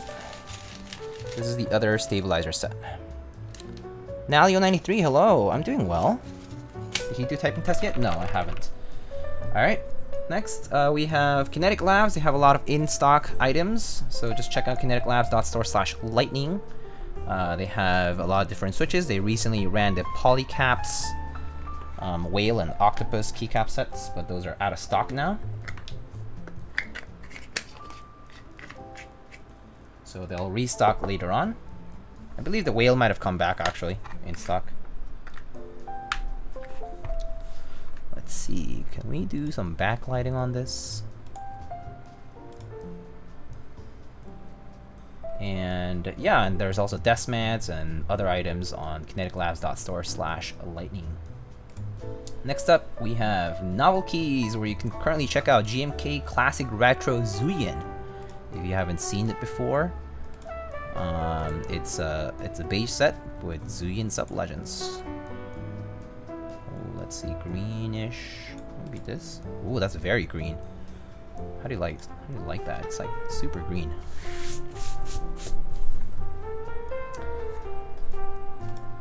Of course, on Novel Keys you can find switches, stabilizers, lube, plushies on occasion when they're in stock, and whatnot. And you can get 5% off of a discount if you use the promo code Thunder during your checkout process for any in-stock item.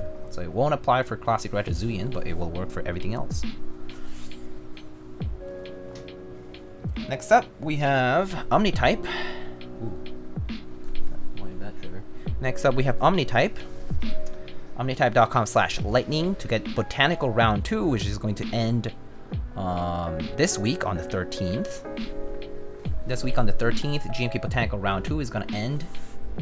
And then, of course, on OmniType, we also have desk pads, switches like the 8008 inks, and other accessories. Prime Keyboards, primekb.com/lightning. They're back open for sales of switches, stabilizers, you name it, switch films, etc. Project Keyboard, right now running GMK Retrowave. If you head up to projectkeyboard.com until the end of the month, they have GMK Retrowave.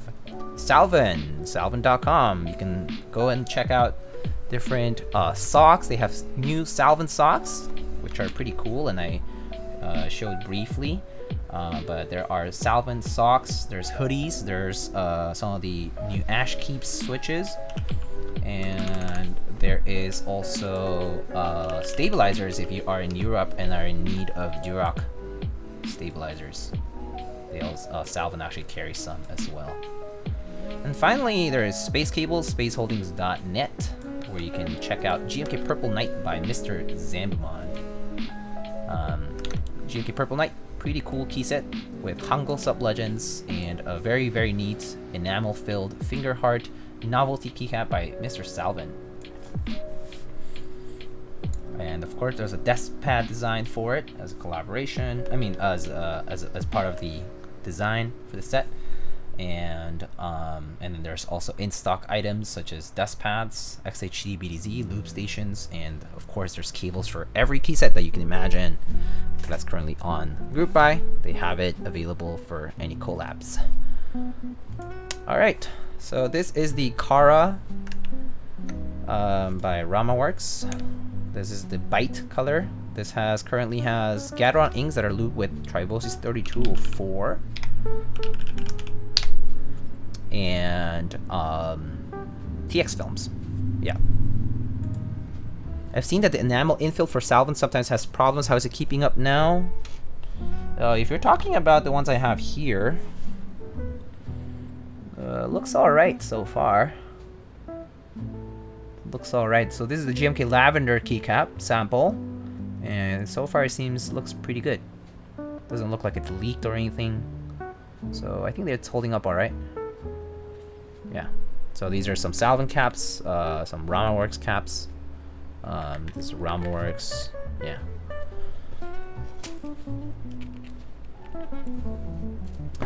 Alright, let's set up the typing test first.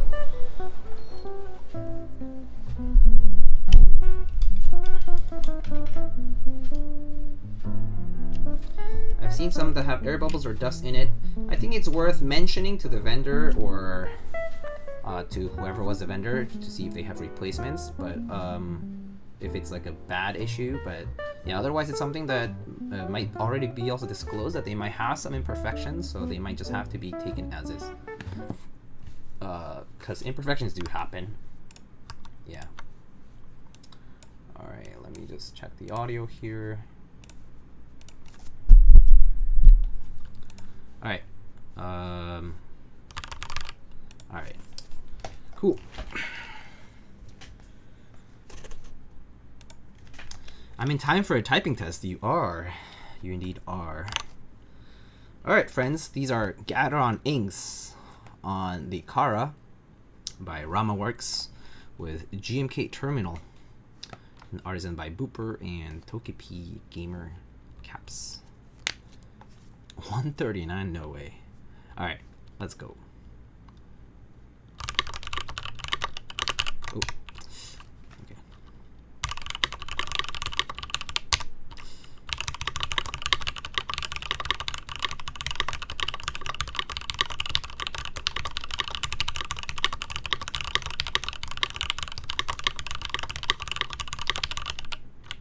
Ah!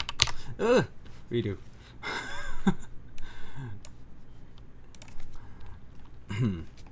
Alright.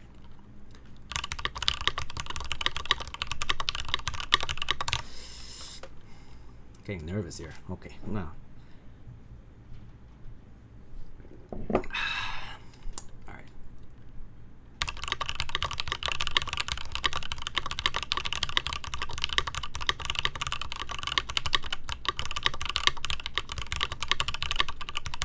Ah! Feeling a little jittery today. Probably because I had some tea earlier.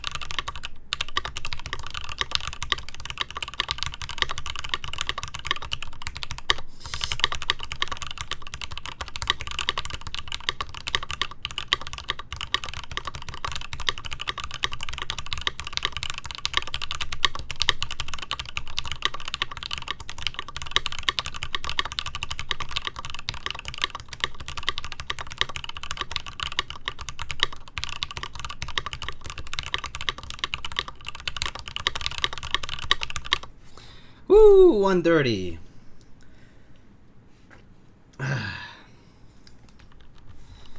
I think if I didn't make any mistakes, I could definitely hit my PR. Not bad. Yeah. Oh, it's not signed in. Weird. Sign in to save your results. Pretty sure I was signed in already. Oh, okay, it's currently being moved, so there's no sign-ins right now. Okay, I see. How can you guys type so fast? To type faster, I go slower so that I can type more accurately. And then once I hit 100% or 98% accuracy, I get faster and faster gradually. So you should make sure to type accurately first and then type faster. Yeah. I think that's the most important part. And of course, learning how to use home row technique is important, although I actually don't follow proper home row technique. Yeah. Home row technique is like the idea of like having your index finger, you know, on the homing keys here, and then like, you know, using more fingers for like accessing the keys that are closest to each, adjacent to each of the keys that are like near that finger. But yeah. So that's what this sounds like, and here are the mods.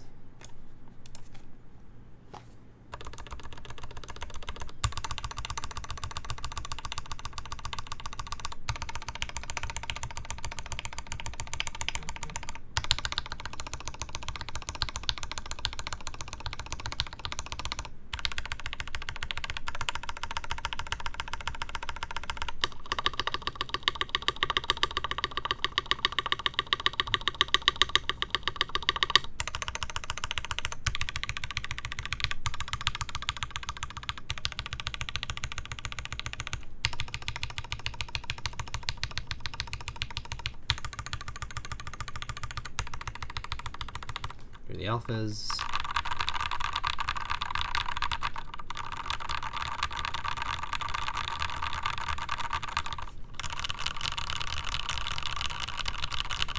I'm actually only gonna do one side on the home row because of the gamer keys are not quite the same.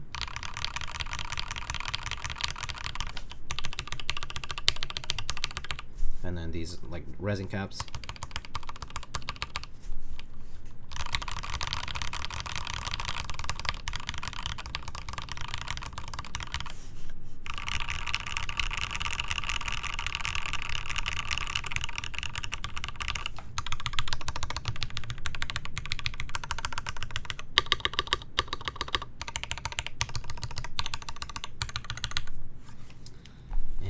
That's what it sounds like. What do you guys think? Pretty cool though. It does sound hollow for sure. I mean, I would say so I have the moon one here. This one is kind of over lubed.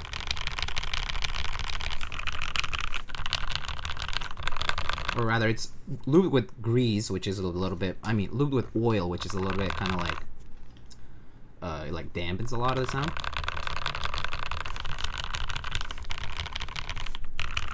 This one should have the dampener installed as well. This one also has a dampener installed. This has Gateron Inks.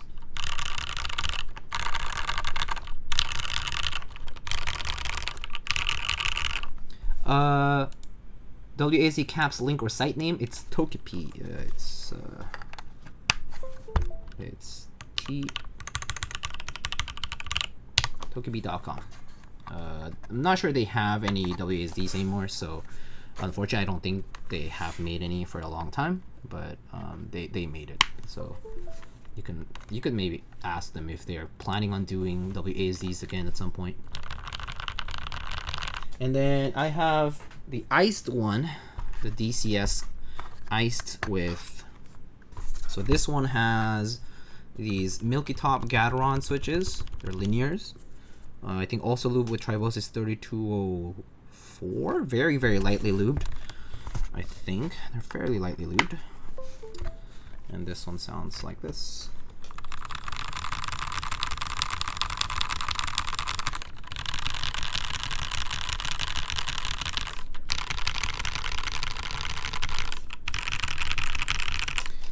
The one on the moon is exclamation keyboard. So that this one has H1s with Krytox 107, which is a fairly thick oil. And yeah, they're a bit drenched in the lube.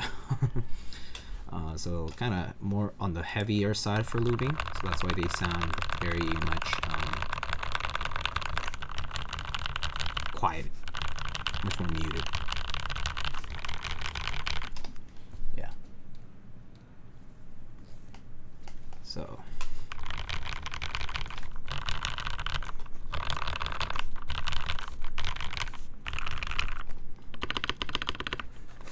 So, and then yes, these all currently have the internal dampener though.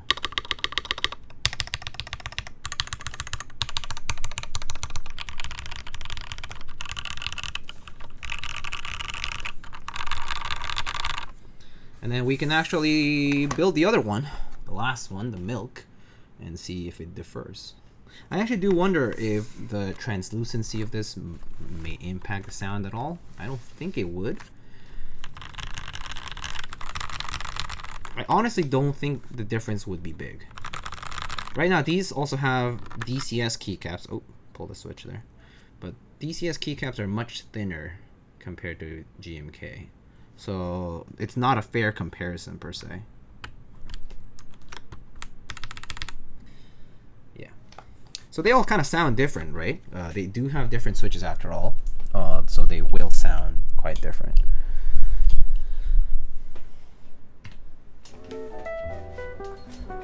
Okay, whew, hot. Turning off the fan and leaving it like that for a while, it's like, it's really humid and hot. It just feels hot.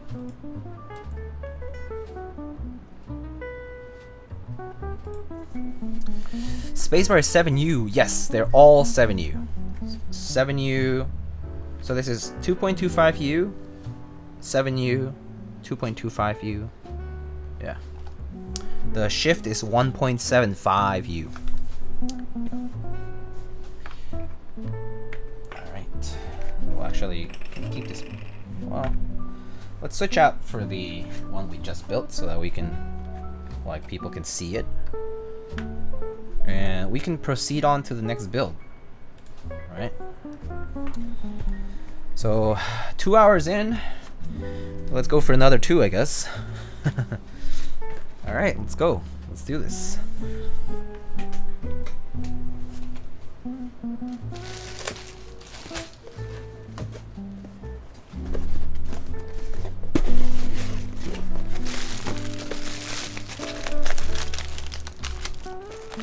Maybe this time I can build without the dampener. We'll see. I'll leave it in the box. Do you happen to know the Harimau and Penyu switches? I actually don't.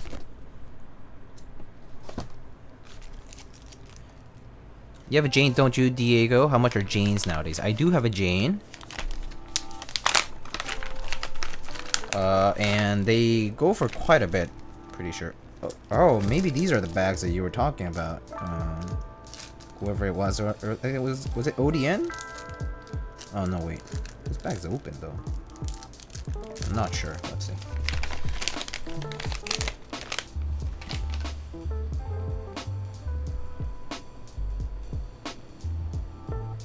Wait a sec. Huh. Those are it? Oh, I see. So yeah, I do think they might just have some pre-packed screws for replacements, or maybe just packing purposes, like for fulfillment reasons. Yeah.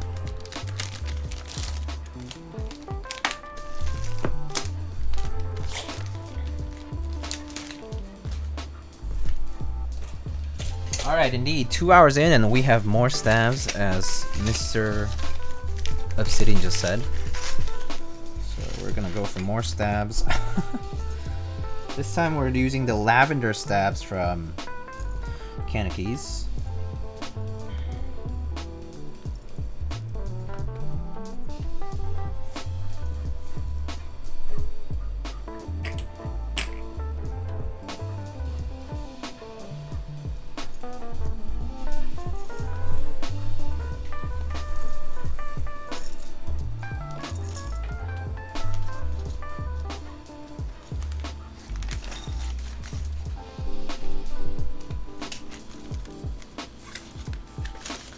Music? Music is from Epidemic Sound. Do I have a music command? I forget if it's music or yeah.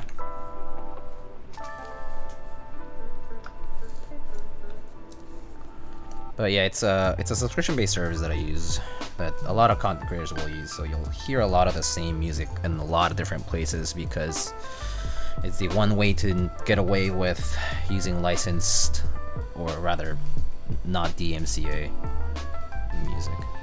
So yeah.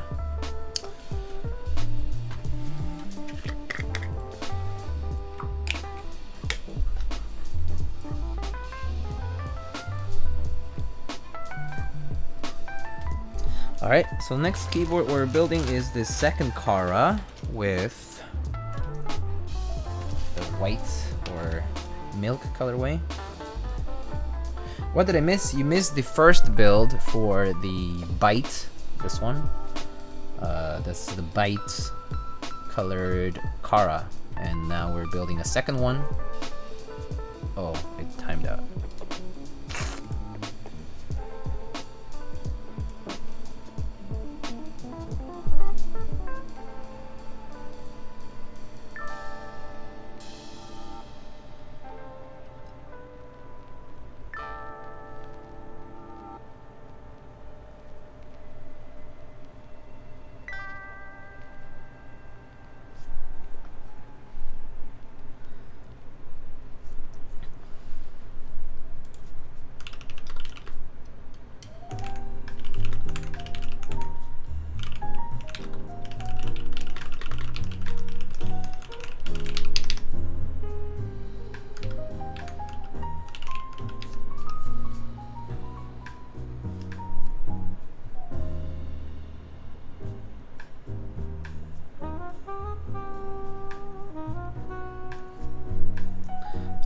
It's back.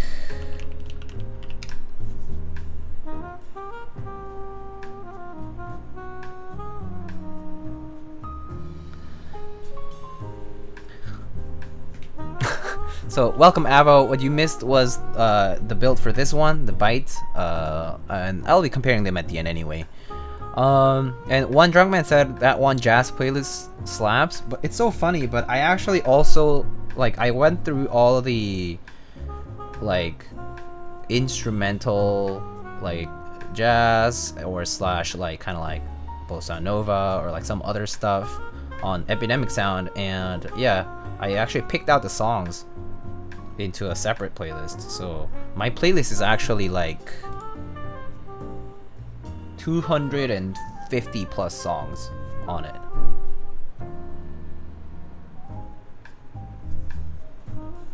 It just happens that a lot of the same songs end up playing again and again once you watch enough. Yeah. Because it's on shuffle. Right. so it's just random every time. Sometimes it replays, sometimes it doesn't. Maybe I should do it so that it keeps track of what has already been played, and so I don't have to repeat every time, or like, it doesn't repeat at all. It's kind of annoying to do that though. Just extra work.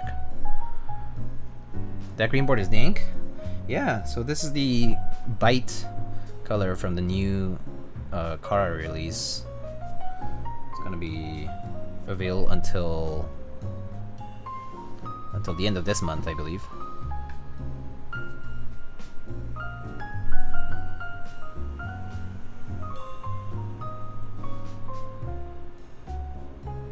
So one thing I noticed about these lavender stabs is that they're more like Durock V1 in the sense that like they don't have the opposite-sided hook. That like Durock V2 stabs have, right? So they have the more like traditional looking stab stabilizer like hook, or like clip orientation. Didn't realize it was byte and not byte. Yeah, bytes like megabytes, kilobytes. So it's like a reference to like, it's basically like a reference to like the Matrix kind of.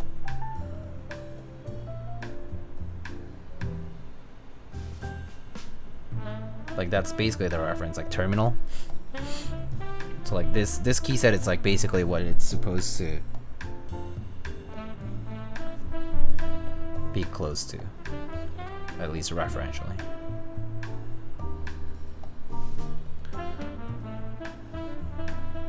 Someone explain the 7V hype to me. They're going for stupid money on Mac Market. They seem okay, don't demand the same pricing as the UE80A though. Having built a couple of 7Vs now, I would say that the hype is somewhat justified in the sense that it's a pretty interesting keyboard with a layout that is pretty appealing to people, like this split F-row 75% layout. It has a very cool looking badge slash weight, right? Kind of like all like the polished look, the shiny look, right? And it also has the bouncy PCB only build capability, so you can build it with only the PCB plateless, and the PCB itself is kind of unique with the like leaf spring PCB design that Wilba did for this board with GOC, and so it kind of brings something new, or at least it is different from other keyboards. So I think it was hyped for those reasons. Of course, there were build streams that kind of showed that it was like it could justify the hype, right? And yeah, so a lot of people purchased it, and it definitely like people are kind of attaching a more like premium sort of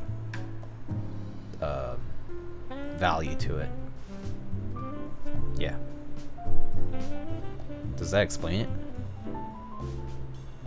Somewhat. Are there many boards that can go plateless like the 7V? There are boards that can go plateless. So anything where the PCB can be supported is going to allow for plateless. So for example, even regular poker like tray mounts, like Tofus or pokers or whatever, right? Those you actually can do plateless. You can build tray mounts plateless because the PCB is being supported by the bottom case, right? But in the case of any top mount keyboards or bottom mount keyboards or whatever, right? You can't just plop in the PCB because the PCB is just gonna drop to the bottom of the case, right? So yeah, what you need, the only thing that you do need for plateless is that the PCB is supported at the right height and doesn't like have any issues with functionality. Yeah, that's the real requirement of plateless. It's just for it to be positioned in the right place within the case. Yeah. I guess I don't understand the recent trend of flexing plates on PCBs. Started years ago with brass, so I'm biased towards a stiffer board, I guess. I think that I think you're not like wrong. I think like it's simply that the trends have changed a bit. There basically has been a like there was a time, maybe like 5 years ago or longer, that people preferred stainless steel, brass, and so on. And brass became like a very big thing. People loved brass weights, brass plates, brass everything, right? Like even brass cases were made because it was that much hyped up. But I would say that kind of has shifted back into this like, yeah, more springy, flexy typing field, because it's like the idea of like, if you're someone who is typing on a keyboard for, you know, 60, 70 hours a week, right? Then would you tire out using a stiffer plate or like a softer one?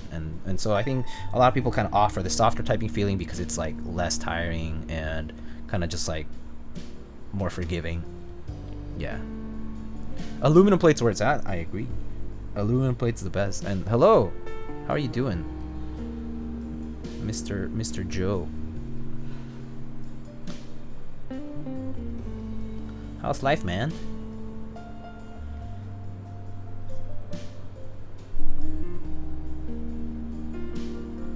Tired.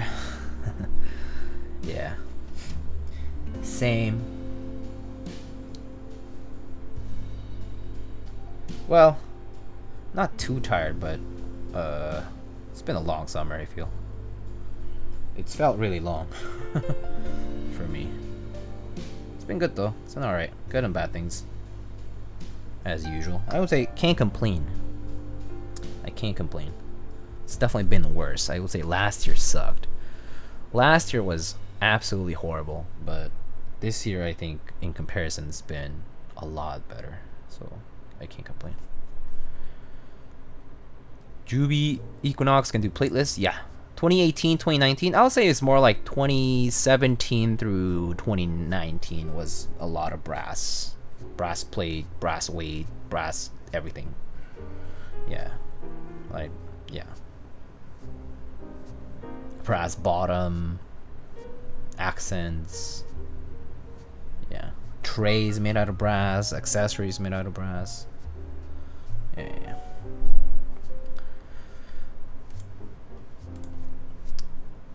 FR4 is awesome. Yeah.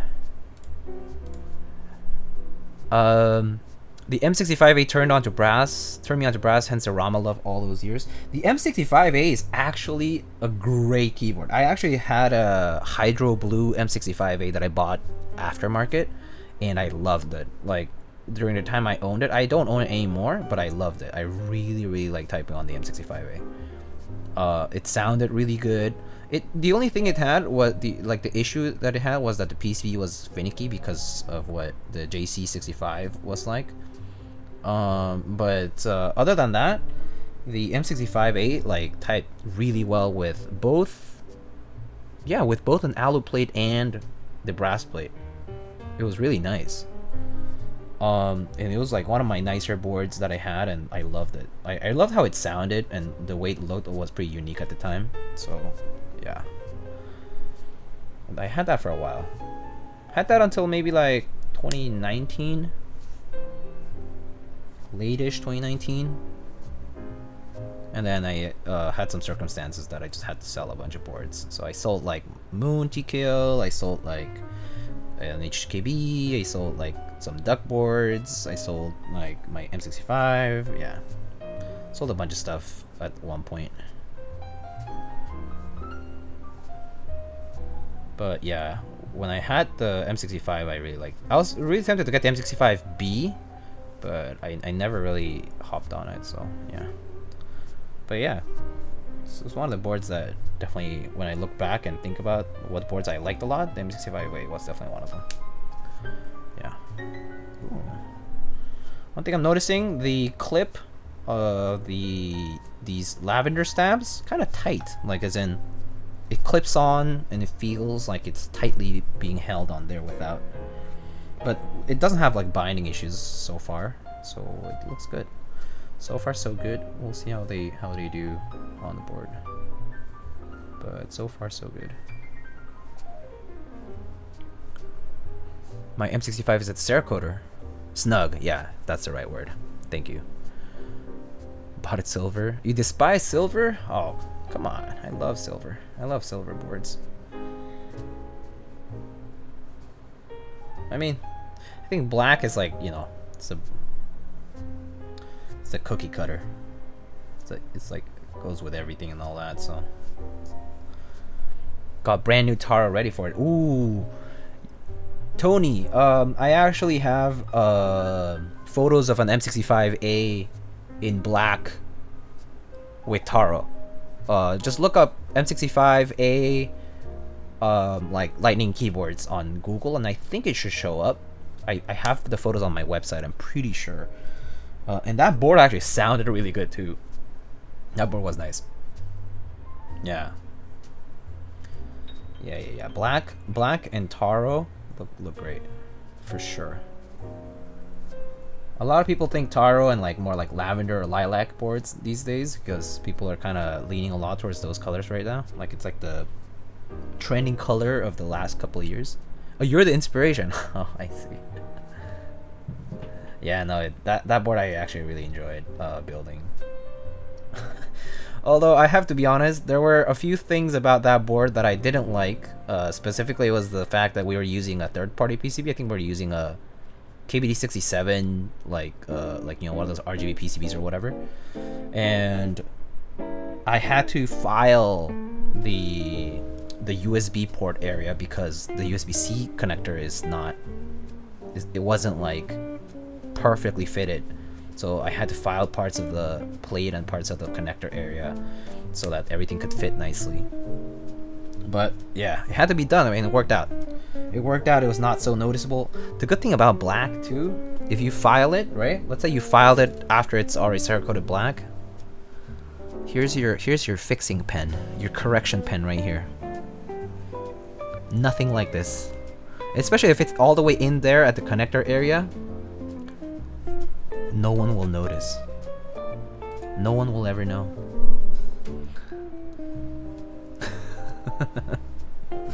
It's true though. It's true. Correction pens. Always have a Sharpie around for your black keyboards. Works wonders. It is noticeable in certain lighting, but it's definitely something that like you can have around just to fix up small blemishes that might bother you. Yeah, I mean it's like a personal thing, right? It's like if you're just trying to fix something. Yeah. I filed it before sending it off just in case the OG PCB dies on me. Oh, that's a good call. Nice. Very good call.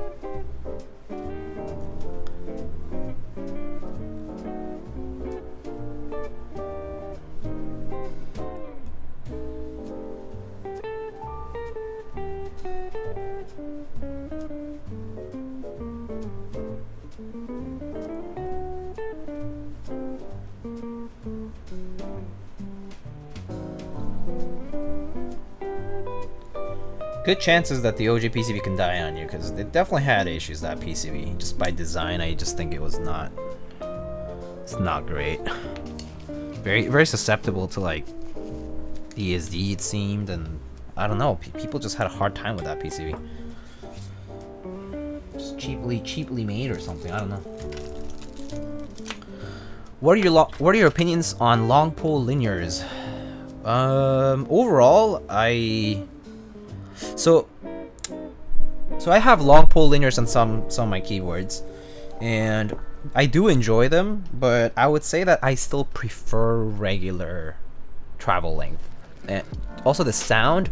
So I think what I personally don't like as much about long pole linears is that the downstroke sound is pretty loud. And it kind of makes it sound like it's like a clicky switch, sort of like there's like that double tap, and that's something I don't like as much about long pole linears. I think the travel length actually doesn't bother me nearly as much, the difference in that it's slightly shorter. It's mostly the sound, I think, that I don't like about long pole linears. I know that people actually go for it because of the sound, but I personally am more like I prefer the regular switch sound. So yeah, I appreciate them. I have long pole linears. I have AE boards, reds. I have those in the in a key called 265, and that turned out really nicely. I actually really like it. But yeah, but I also have qualms about it. Yeah.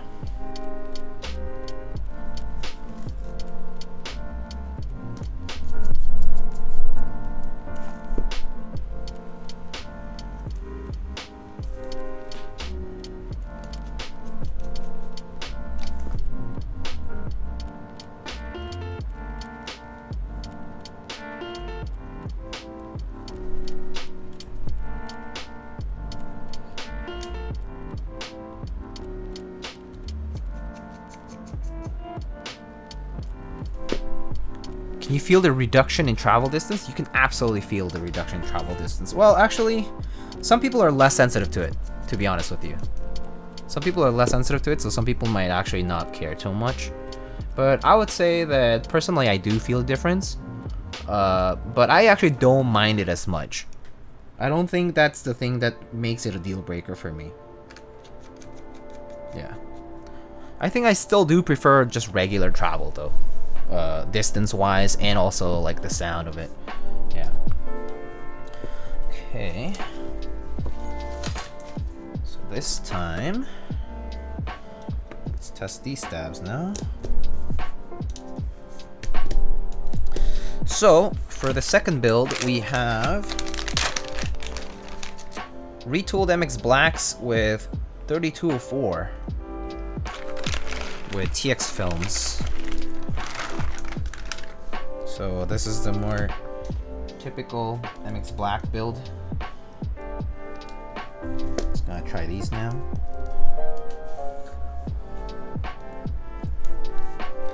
Thank you, you're welcome, no problem.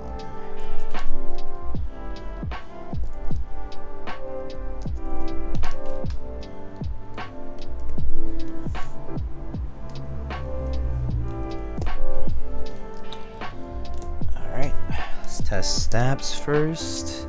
Do you have commands for your favorite switches? Yes. Type FAV switches just like the way you did, or exclamation switches also probably works as an alias. But it's basically what other people like too.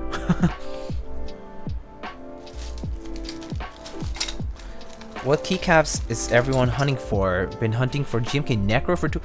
You were hunting for GMK Necro? You should have told me.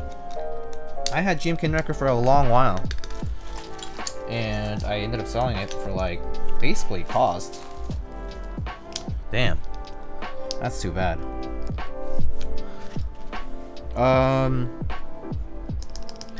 I am looking for GMK copper.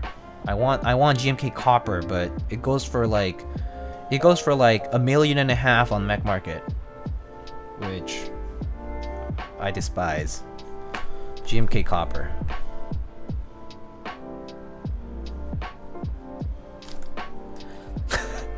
Jordan. What's up, dude? Didn't realize I just wandered into hot boy summer. Summer's almost over. Well, a month now. Till it's over.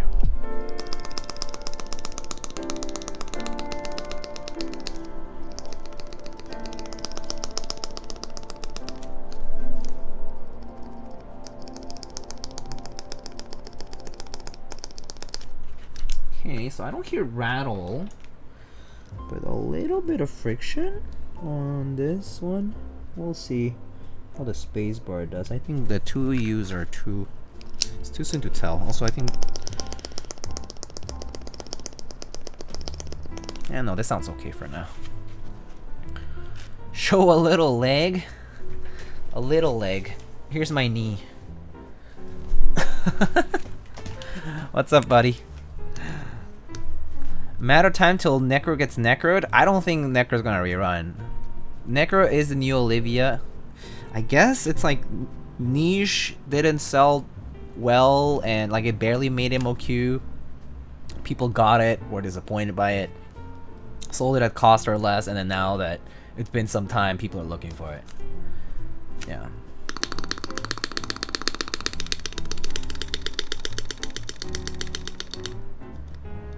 Oh, the right side's not lube well. Okay, let's try some more lube in here.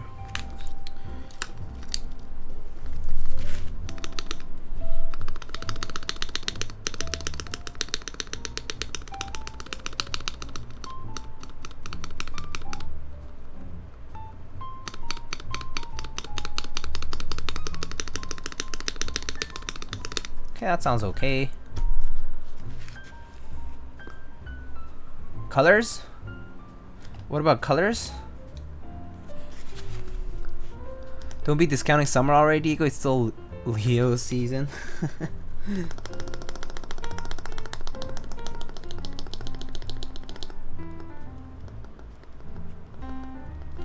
Okay, so overall, I think about these stabs, it's kind of interesting. So it's like the fitment of the stab parts reminds me of C3 stabs, but the look reminds me of Durock stabs. It's like Durock and C3 had a collab, but it works well. Like I have no issues with the function of the stabilizers. It's reminiscent of those two though. It's like working with Durock V1 with C3. Snug fitment. Ah, works.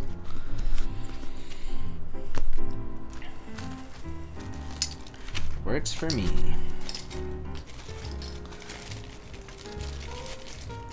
Oh, Necker colors versus the renders. Oh yeah, I mean, yeah, the renders were completely off from the actual keycap set.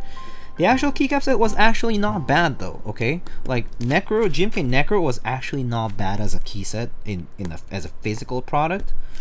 But it is very true that if you looked at GMK Necro from the renders and got the set, you would 100% like be justified to feel disappointed that it didn't match what you were expecting. Like it was way big of a difference to ever justify differently from that. Yeah. Imagine if Jessica opened her closet and have like 15 Necro base kits. I imagine. That would be interesting, to say the least.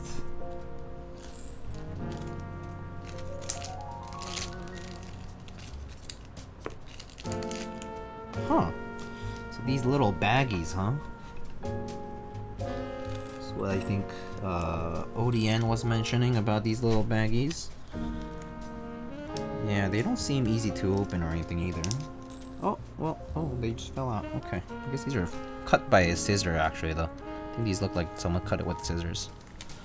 So, I think that's probably what happened. She gonna cash out. That's right. Meanwhile, we have people like Mr. GZ Prime, who hooked it up with Modern Dolch R1 when I was looking for a set. He could have just cashed out with that old Modern Dolch round 1 find from the closet, right?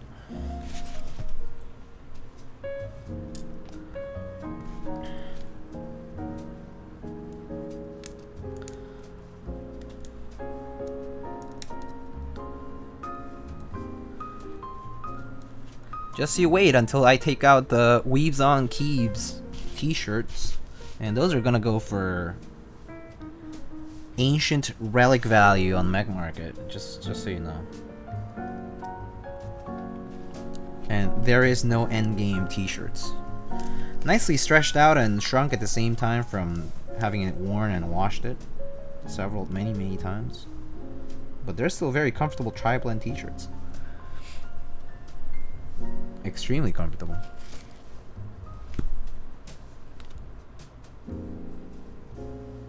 Oh. I think it died, didn't it? Great.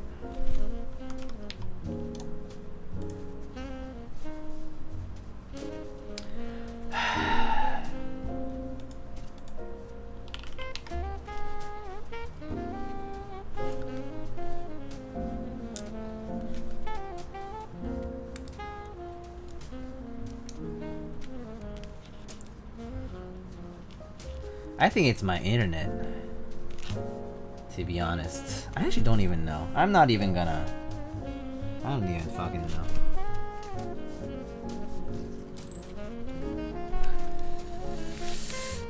Alright. Oh, it's still out. We're waiting for it to reconnect. Sorry, VOD watchers. Hello, VOD watchers. How are y'all doing? We're here waiting for the stream to come back because we experienced disconnections. Oh, we're back. We're back.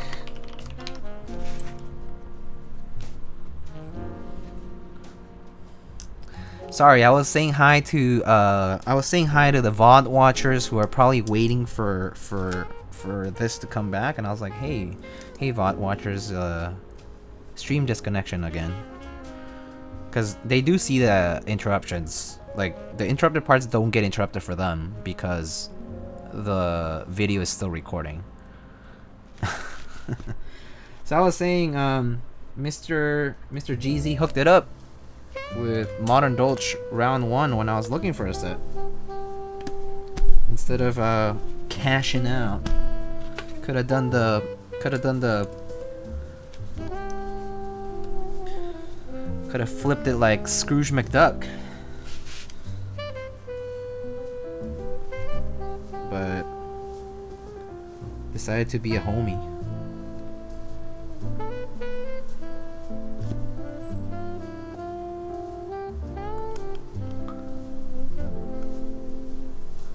Joining R5 Dolch is tempting. I wish I could help y'all there. Make friends, not customers. Why are you here? I know. I mean, I subscribe to that philosophy 100%. Make friends, not customers. Y'all are my friends. Some of y'all are my customers and my friends too. Crazy, huh? Crazy how that goes. We become acquainted over some plastic and metallic rectangles that happen to sound like dog shit sometimes and sometimes good. But hey.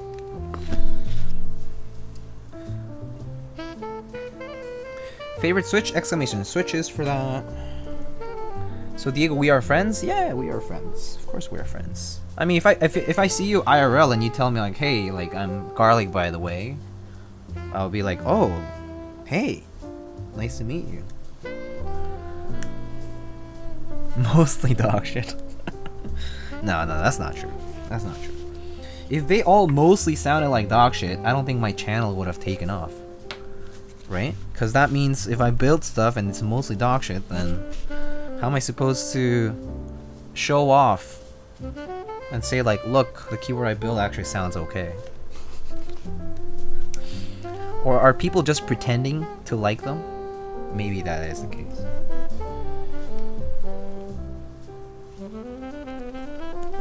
Maybe people are just like, oh, just tell him it sounds good.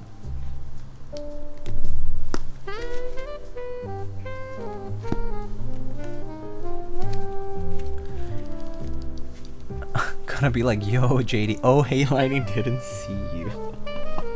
Wow. Chat meetup. Let's go to New York City. Oh, if y'all come to New York City, I will be happy to host something small or something like that.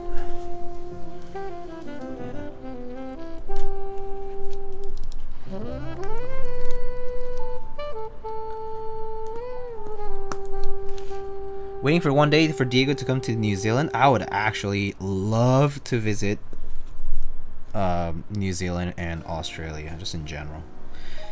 They're the places that I've been wanting to visit, like, really. Like, even before keyboards were a thing, I just wanted to visit all the way down in the southern hemisphere. It's something I've always wanted to do. It's very expensive to go, though.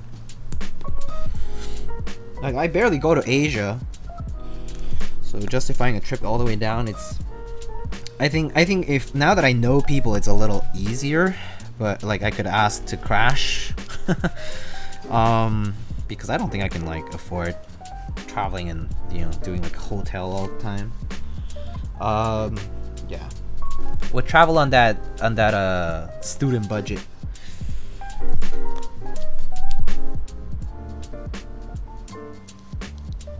Oh, Nalio, have a good one. Gotta start work. Sounds good. Have a good work day. You don't have to fly to India, just come to West Coast? Ooh, yeah, I know. Unfortunately, my brother did move out from the Seattle area, but I do have friends in the Seattle area, so if I visited Washington State, or like, Seattle area, I would definitely let you know. Meet up at Mitsuha's parking lot? Yo. You have to see New York City? Someone arrange something, please? If there were like a planned thing, I could arrange something small. I don't think I could be like, oh, I'm gonna host a big meetup or something, because that's just... I live with roommates, so it's just too much of a burden that I don't want to impose on people that I live with.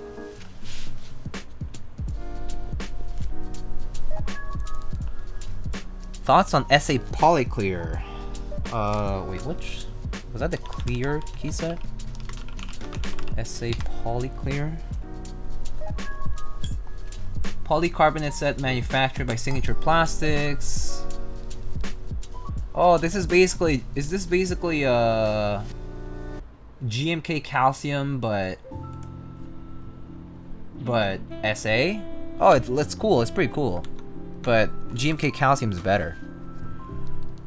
Wait, what area is Lightning in? I'm in New York City. I'm in Manhattan. All the way up. But I'm in New York City. Damn, really got hit with a Twitch ad blocker, purple screen of death. Oof. Rip. Is Project Keyboard based in Chicago? Yeah, they are in Illinois. Yeah. I forget exactly where. I probably could look at the box that they ship in. But yeah, they're located in Illinois, Chicago area. Somewhere in Chicago, yeah. I don't think it's like Chicago, Illinois. It's like something else, but I think it's like a suburb of Chicago. But yeah.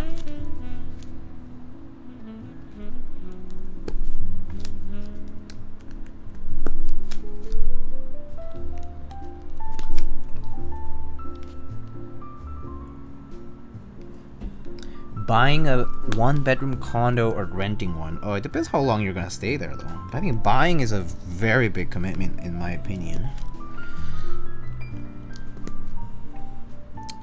But that's also because I've never bought. I've always lived in rental places, even with my parents, so I don't have quite the experience with that.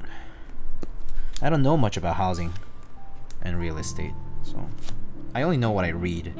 But it's not too much.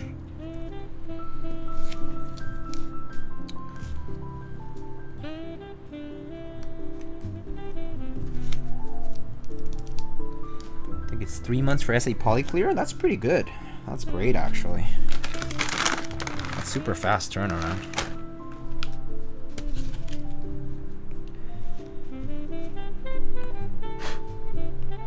Oops. Got a little stuck.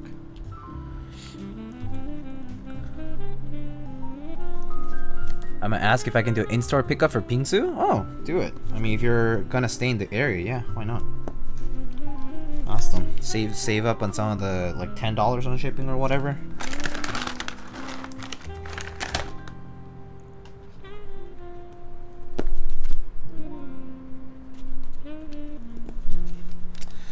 All right, we're done.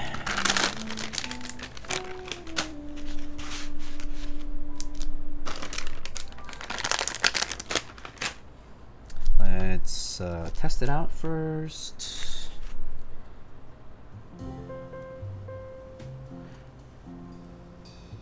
Put it together.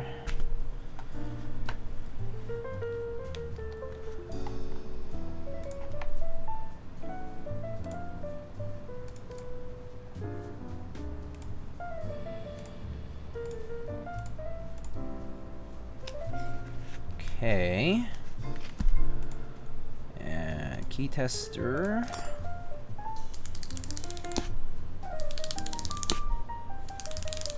Ooh.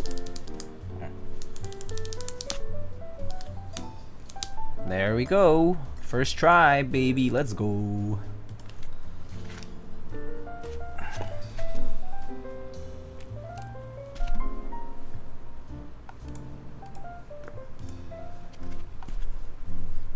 Order everything from a macro pad. Oh, nice. I've been typing on the Ergo Microsoft keyboard and I don't think I can go back to normal keyboard layout. I think that happens to almost everyone who tries Ergo, actually. I've heard it from so many people. Like, it's like, oh, I tried Ergo and now it's like super uncomfortable to do anything else. Yeah, I've heard that before.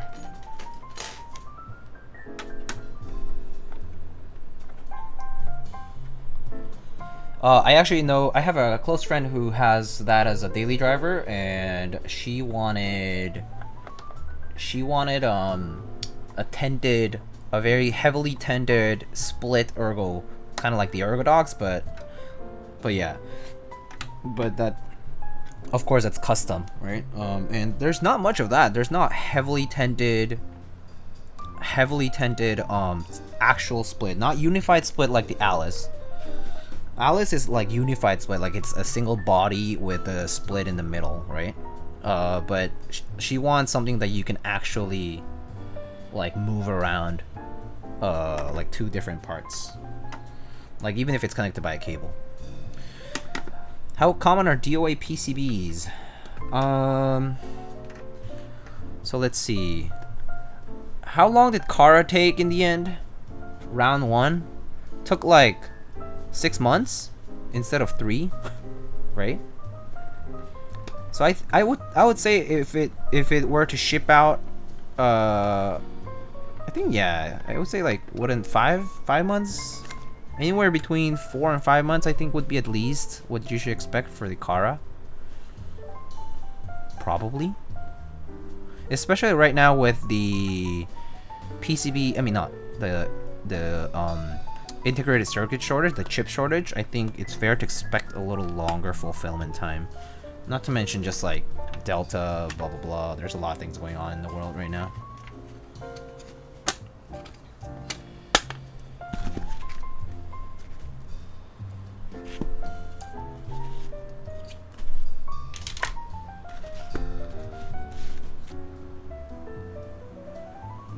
How common are DOA PCBs? Not too common, honey and granola. Not too common, but it can happen. Just need to assess what the actual situation is as to like DOA. Yeah. Ergodox Easy? Ergodox Easy is a choice, yeah, One Drunk Man. Although I don't think that's exactly what she wanted. Oh. Another drop. I'm sorry. Stream died again. Hello, VOD people.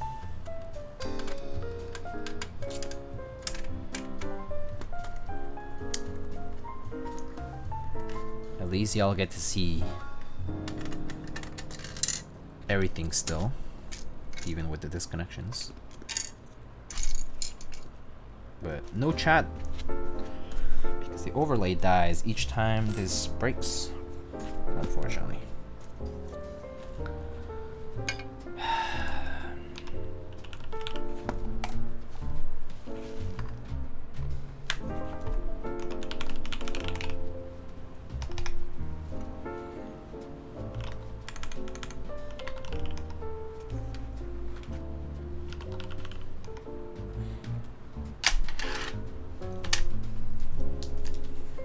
Oh, we're back.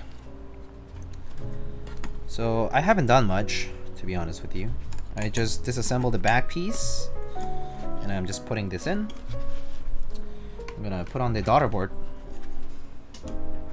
first. We're here for it all. Yeah, I appreciate it.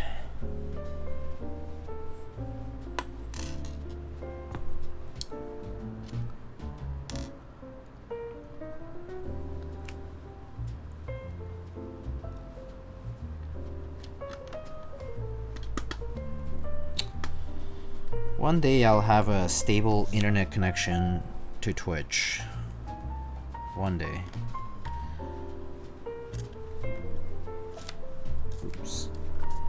shining a little too much.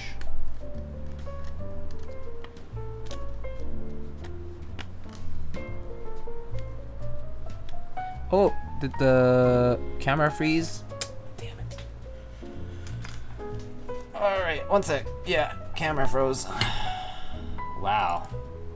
Talk about issues. Yeah, one sec.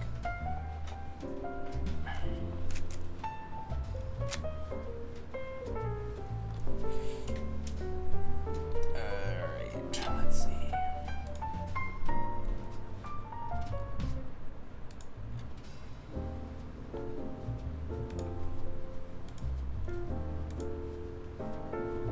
Alright, I think we're back.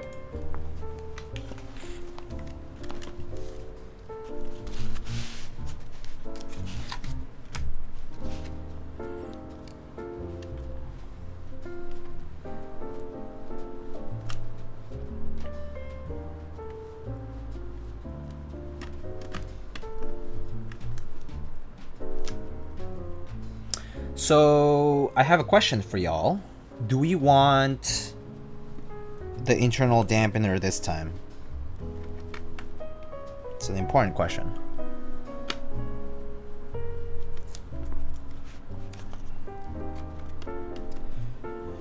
Up to you. Let's go with no dampener this time, actually. I'm kind of feeling like let's try no dampener and then maybe you can just put it on afterwards. Yeah. I know it's not a one-to-one comparison, but yeah, we can always put it on, so yeah, well, let's just go without it for now. Then we can go with after, right after.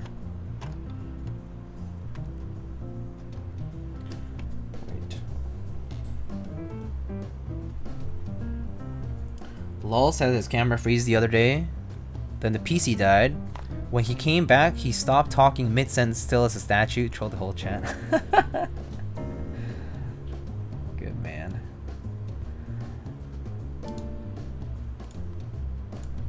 That's funny.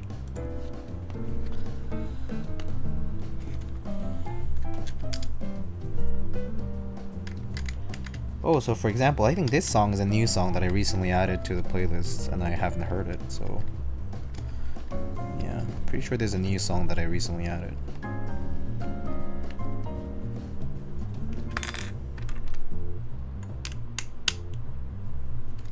little more groovy.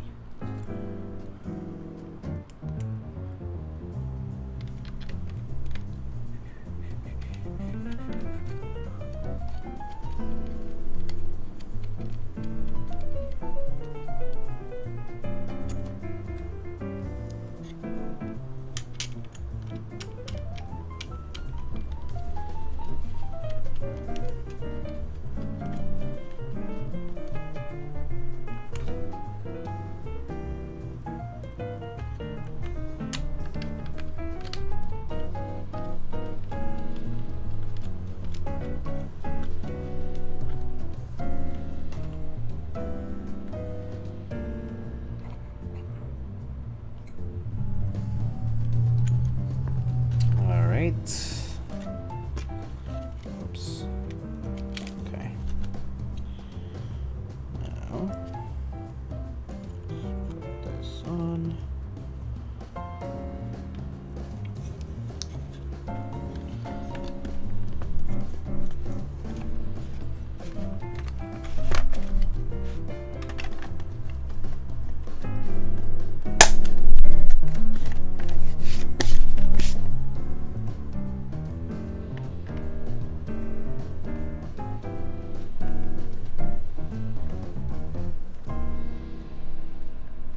Hey, I didn't do too bad for the second build. It's only been an hour since the last one was done. Not bad. Not bad.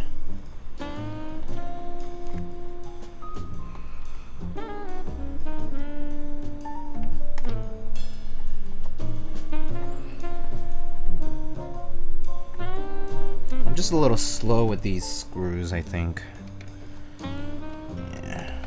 Keys. I should have just brought my toolkit.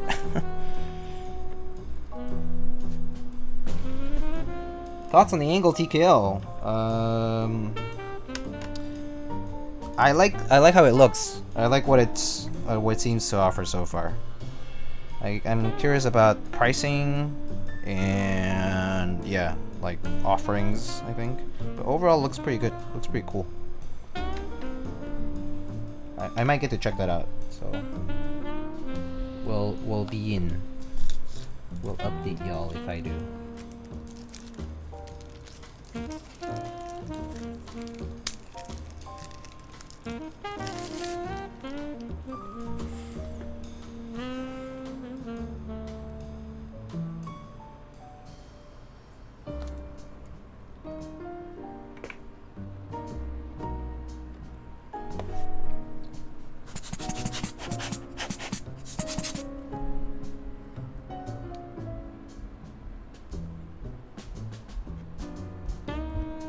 No split backspace sus? I think that's fine for a TKO. I don't think TKOs need split backspace. I think using split backspace on a TKO is kind of weird. Because you get an extra key that you don't really have a use for. Because you already have a tilde on the left side. When you split it, you're supposed to get a key that's dedicated to tilde. But now you don't have... You don't know what to put on there. You can't put on delete either because delete's on the nav cluster. So it doesn't make sense to put split backspace on TKL in my opinion. $441 on Keycaps? That's pretty good actually. That's really good. Or at least it's pretty average actually. It's pretty normal pricing for something of that size rather.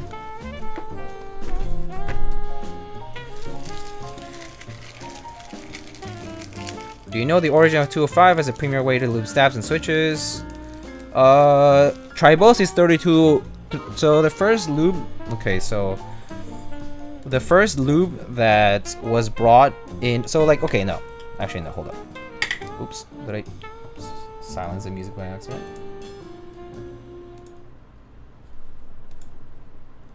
Oh, I think I muted by accident. Okay, so what happened with lube is Krytox has been used in the community for a long time, okay? Like, quite a long time. Like it's been... Yeah, people use Krytox since like 2012, 2013. Like, what people used to call like Geekhackers lube or like Krytox mixes, like they would, like, for example, MKawa used to do these Krytox mixes of oil and grease, like 200 series and 100 series Krytox. That Krytox was Krytox G2 basically. The NLGI grading for it was grade 2. So when people say G0, it refers to this thing called the NLGI, or is it NGLI? I think it's NLGI grading system. It basically is a measure of the consistency of the particulates inside of the lube or the grease that it's like a measure of uniformity sort of, and the lower the number, the more like uniform it's like mixed in, like the binding, like the chemical binders and like the other components of the grease are more like uniformly distributed basically. So G2 is kind of like what's commercially available, like you can buy it on Amazon, you can buy it like anywhere. So people would buy that and mix it and make mixes. So that's been around for a long time, like probably like 10 years. Like in the keyboard community. And I would say that the time when it really shifted from like using those mixes to using one kind that was grade 0 was when Binge of Hungerworks Studio. So if you don't know Hungerworks Studio, they're an old artisan maker that have been around since 2012, I believe. 2012, 2013. So Binge of Hungerworks Studio has a contract agreement with Miller Stevenson, which is the company that produces or Chemours. It's like, I think, yeah, it's Miller Stevenson. I think it's Miller Stevenson. And then there's like DuPont and Chemours, which are like the global company scale, and then in the US I think it's Miller Stevenson. But anyway, he has a contract with them, and Switchbot.net, Krelbit of Switchbot.net, and Binge of Hungerworks Studio collaborated to bring Tribosis 3204 to the community. Tribosys 3204 is a brand new product that takes knowledge from Miller-Stevenson to create a lubricant that has that grade 0 like NLGI consistency and is similar to the Krytox 200 series of greases. So basically it's an extremely consistent new mix branded as the Tribosys brand of like lubricants under Miller-Stevenson's different product lines. So this is why you can purchase Tribosys from SwitchMod or from One Up Keyboards, because they're allowed vendors under that contract. People Binge and SwitchMod Krelbit sign people under that contract to sell, to be basically allowed to be to sell like Tribosys lube. But Krytox 205 G0 is actually just a commercial product of Chemours and Miller-Stevenson. So Krytox has always existed for a long time in the industry. So that's why you can actually just contact Miller-Stevenson or Chemours and say, I want a half a kilo or a kilo of Krytox 205, and they'll give you a quote, and you can just buy it. You can buy a kilo of Krytox 205 right now if you get a quote from them and just ask them. It's gonna cost you like $400 or $500 or whatever it is. But right? But you can buy in bulk Krytox. Anyone can buy Krytox. But not everyone can buy Tribosys, because Tribosys is under contract and it's certain weight amounts are produced each year, and that's it. And that changes depending on the demand and like the contract terms and whatnot. So only allowed vendors are allowed to sell Tribosys, but anything that's labeled Tribosys, but Krytox label, like only Krytox, I would say is anyone can really have it. Yeah.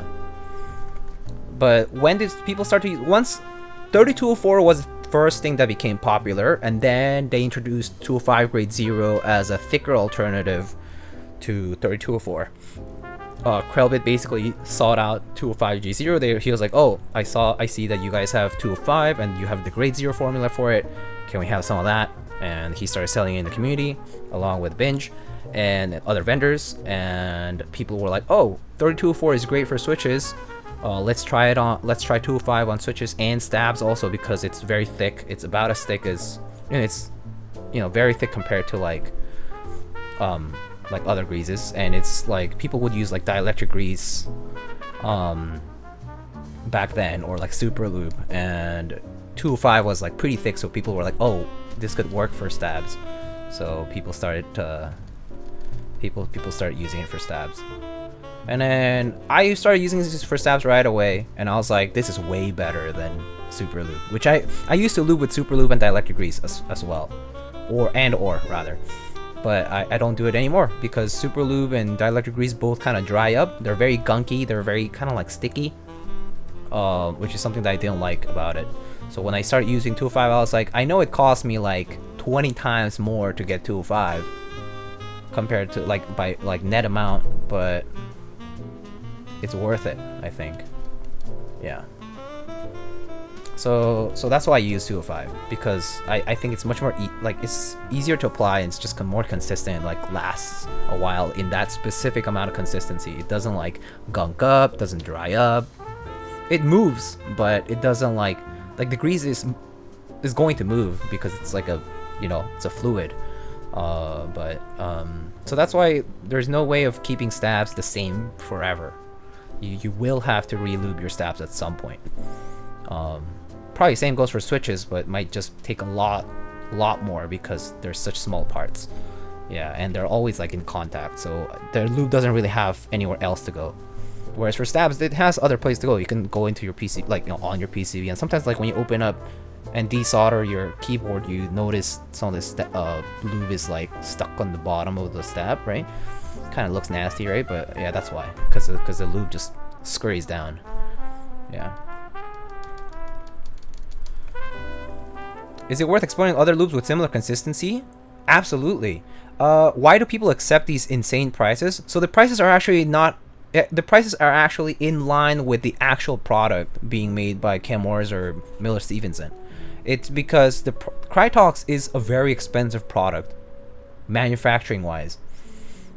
Already, like the manufacturer prices it a certain way, and it's already expensive. There's nothing we can do about it. But it's because Krytox is actually a food grade and medical grade product. Like, it's used for vacuum systems, it's used for medical grade technology, like medical devices that need like lubrication for like parts fitting together, PVC and whatever, right?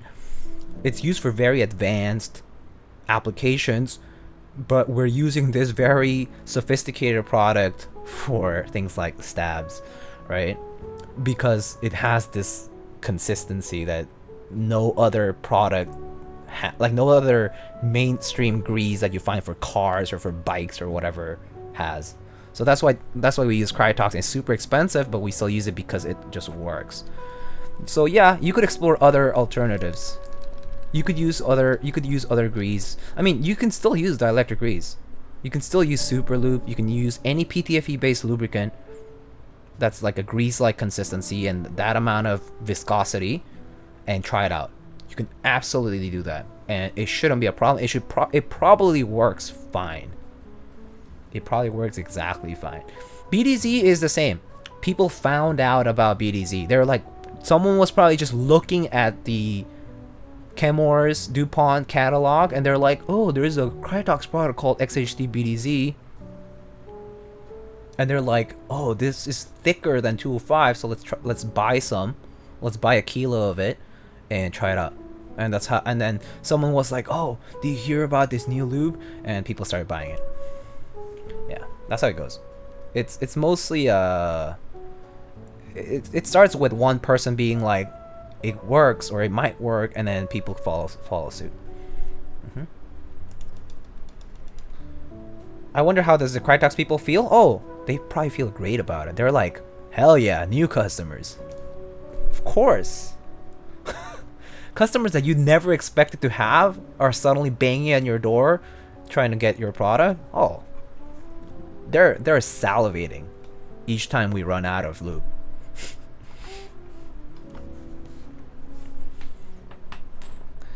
Also, hello, fellow New York City person. Hello, New Yorker. Alright, so we said... Sorry, went on a rant and now I'm like... Now we're at 15 minutes in after 3 hours. Alright, so Peaches redeemed for CCNG, so we're gonna try this. Oh, I don't think this has split backspace, but we'll see.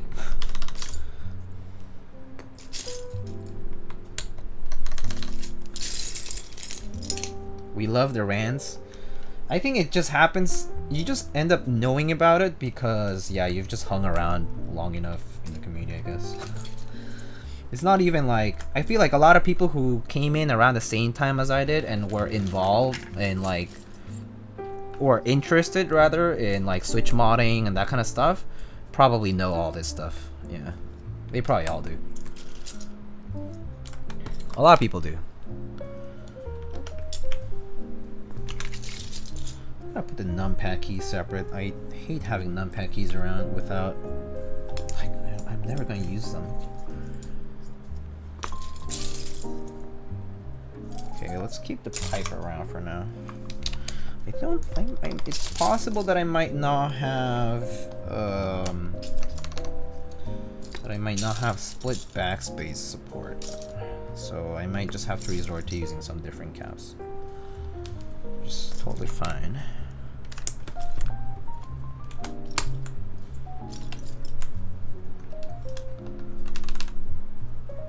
Nice watch. Oh, it's kind of a cheaper. This is my beater watch. This is one of those Skagen watches that are like $25 or $30 on Amazon. And I use this one because it looks simple, clean, and it's cheap. I mean, I don't have expensive watches though. I only have like one nicer watch, and then the rest are just more casual. I have a Timex Weekender, I have a Seiko. Oh, I used to have a Seiko 5, but it broke. Or it stopped. It just didn't stop working. Yeah. I was thinking about getting Kara, but I don't know. Well, hopefully you can watch this and maybe consider it. And if not, then it's fine. This is why we do these review samples, right? So that you guys can watch and be like, well, this guy Diego did it, and I freaking hated it. He was awful.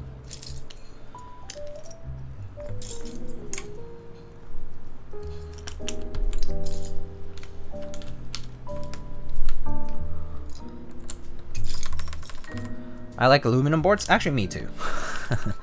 Why did people initially start lubing? Because switches were scratchy? Because they figured that just like everything in life that can be lubricated with lubricants, any kind of lubricant, can be made smoother. So they're like, well, I want a smoother switch than this. So they start, and also it changes the sound properties of the switch. So yeah, there's no science behind that. It's just people wanted to try it out.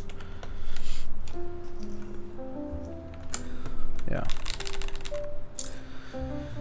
Diego, to my knowledge, Miller Stevens does not sell to individuals. The only companies they tell you to buy a key switch lube website. I see. They may have changed their policy, by the way, because there was a time when there were some issues between SwitchMod and a lot of community members, because basically a lot of people started buying lube and undercutting prices, kind of. Well, I mean, undercutting, quote unquote, I guess, because some products were kind of like free.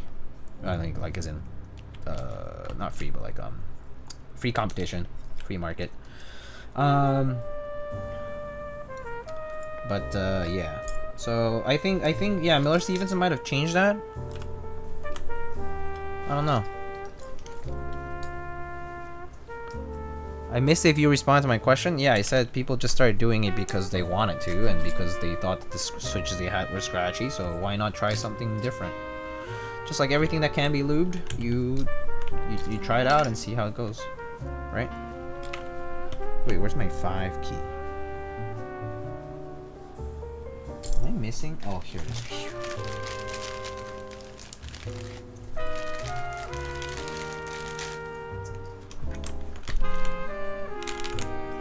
Alright, let's put these numpad keys aside for now. Tab.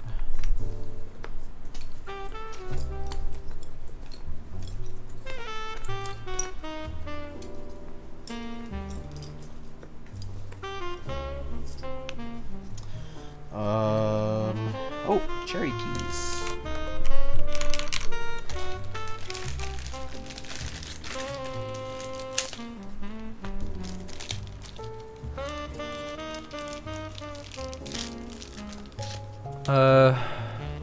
I've been thrown off by the amount of complaints I've seen about the jewels from RAMA. It had some issues about the plate situation. I forgot exactly what it was, but yeah. Alright, let's see. Escape. And I guess we can just shift one over and use the GMK key. And this is the only unfortunate time I'm gonna use mod pipe, because this is supposed to be a modifier. So I'll match the colors to be correct. But yeah, probably then put these aside. Maybe I'll have a new bag here. Okay.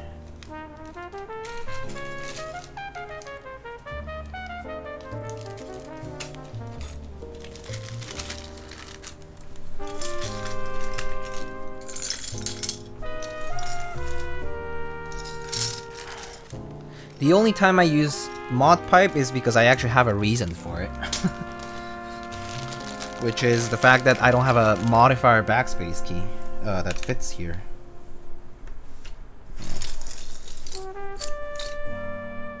Yeah. Oh, Jinte! Where are you staying?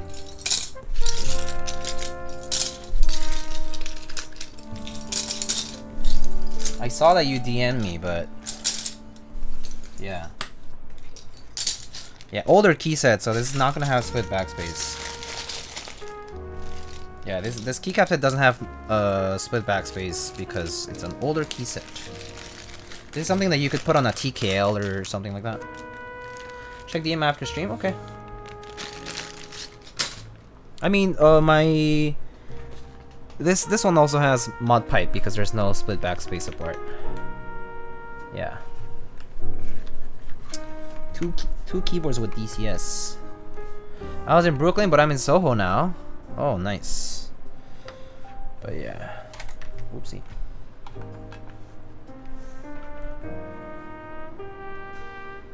Why do you have 3 Karas? There's 4. There's 4 Karas. Round 1, round 2. They're all review samples. I reviewed the first ones, and then these are the second round. At least the moon is right. Yeah, these 2 are correct, and these 2, because DCS sets. Yeah. 2 with proper keycap coverage, 2 with that one. Yeah, I mean, DCS sets are just old. They didn't have split backspace support back then. Alright, let's try this out, though. It looks pretty good. Alright, let's aside for now.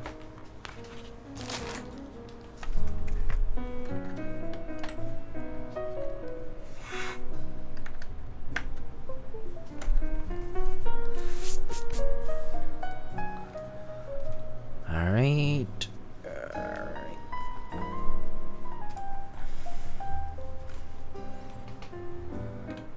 Alrighty. They don't look like DCS Legends, except they are. Oh, it's because the other one has Cherry Replica Legends someone designed.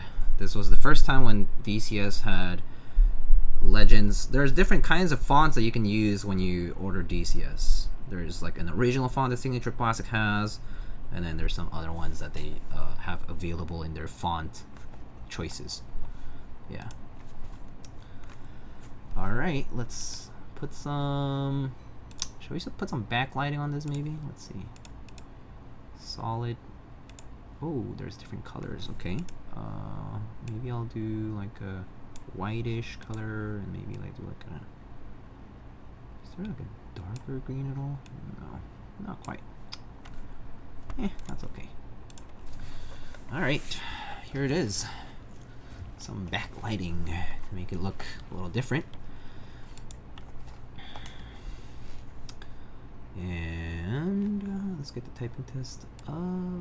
Whoopsie. Okay. Alright. Is there like a camping theme maybe? Yeah. Oh, that's very bright, but oh, that's fine. That's okay.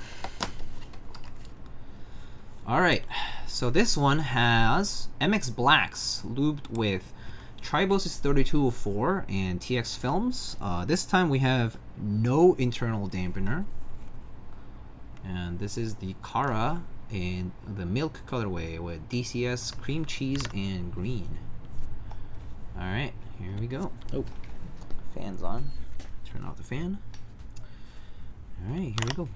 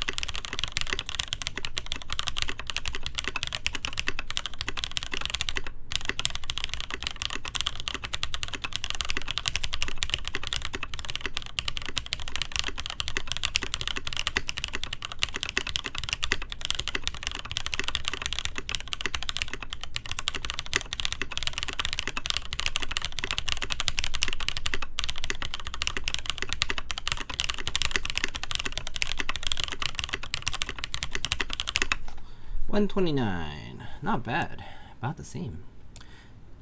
DCS sounds nice. Do you find that they're too thin? No, not really. I actually really like DCS. It is thin. It is thin. It is very noticeably thin compared to GMK. But I don't mind the difference. I actually don't mind the difference.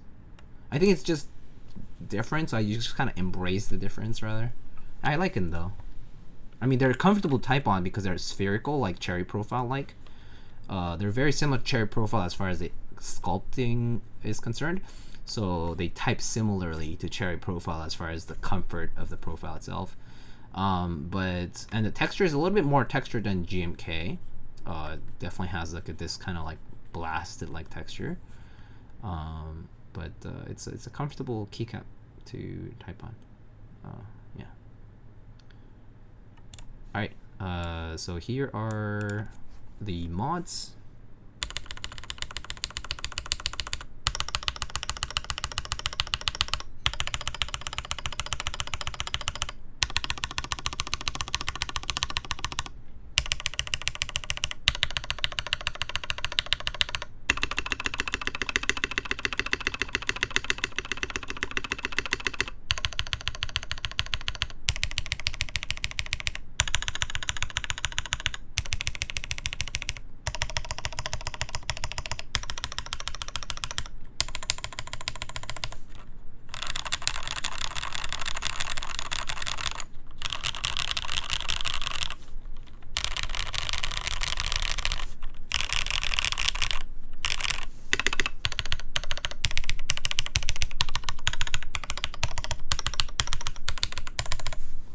Is that a Nomos? No, it's a Skagen. It's a Skagen, no. I don't have money for Nomos. Excuse you. You want to buy me a Nomos? You're free to do so. I would love to have a Nomos. I'd love to have any nice watch for sure. The nicest watch I've ever had is the Seiko Cocktail Time that I have. I have one of those, and that's the nicest watch I've ever had. And that was a gift too, so yeah. But yeah, one day I'll have a. I like Grand Seikos. I want a moon watch at some point. What keycaps are those? This is DCS cream cheese and green. Yeah. So this is with MX Blacks. Again, MX Blacks on the polycarbonate or the plastic plate that they provide, and it comes with no internal dampener this time around.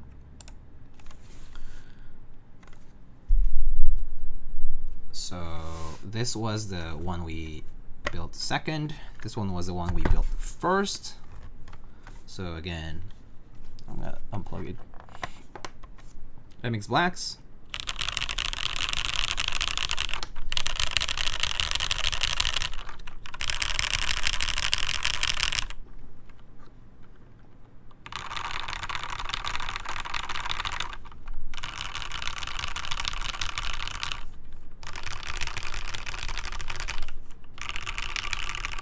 This one has the dampener. This one does not have the dampener.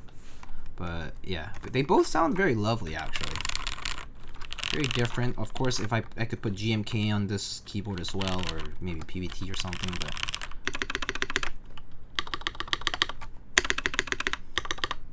this one has Gateron inks.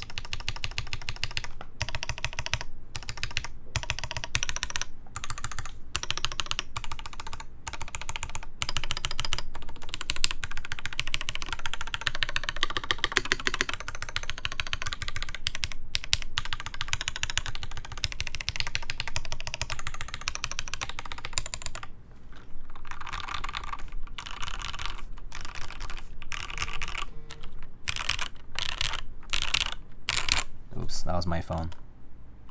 I didn't realize it was not on silent. Alright. What do you feel about tactile switches? I think tactile switches are nice too. I like tactile switches that are not too tactile though. I actually don't like very tactile switches. I like moderately tactile or lightly tactile. So I like MX Browns, MX Clears that have been spring swapped for a lighter spring. I like Mod M's, Mod, is it L? Yeah, L is for light. Mod Ls, Mod Ms, old Zelios were pretty nice. Yeah, I like yeah, pewters are very good. Yeah, so I like lighter tactiles in general. I think very heavily tactile switches for me are just, I get tired after like a whole day of typing and such. Bump on U4T is so sharp. Yeah, U4Ts are quite sharp for sure. So I actually think I would like own a board with U4Ts, but I don't think I would daily it all the time, or like, you know, like use it all the time. But I actually do like U4Ts quite a lot. I think U4 Thok, the U4T switches by Gazoo are great. I think they're really well done, and they're just very consistent and good feeling. But I would say that they're still a little bit on the more tactile side of things compared to my preferences. So yeah. Have you tried O10 with purples? I'm pretty sure I have, but not on stream. Maybe I've tried it like because someone else showed me, but I don't necessarily remember exactly what they were like, so I can't quite tell you like what it was. Like if it was like great or bad, or like it was, yeah, not a very good reference point for that. All right, so let me show you guys the boards up close. Again, here are the two Karas that we built today, in Milk and in BYTE. Yeah. Gonna get rid of the chat box. So yeah, gonna get closer to the camera. Is it focusing actually? I think it's focusing, is it? Oh, it's not. Autofocus is not on. My bad. Basic Ben, hello. 6 months. Thank you so much for the sub. How are you doing? But yeah, BYTE and Milk. And here is the back of. Ooh. Oh yeah, this gamer kit is super light on the stem. Kind of falls out if you flip it around. But yeah, this is the back of the BYTE one with a internal dampener, as you can see. You can see it's translucent, so you can see the PCB from the back. Whereas the Milk one is fully opaque. The Milk one comes with an iced back, which is translucent ABS. And the BYTE one just comes with the same color for everything. So we have... So let's arrange them all in a line here. So from round one, we have Moon. We have Iced. We have BYTE from today's build, and Milk. Yep.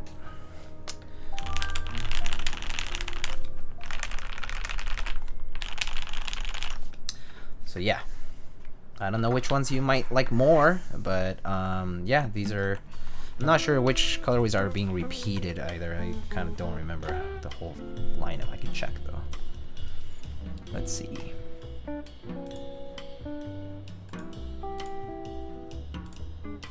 So Kara Sequence 2 from RAMA Works currently has, let's see, open up page please.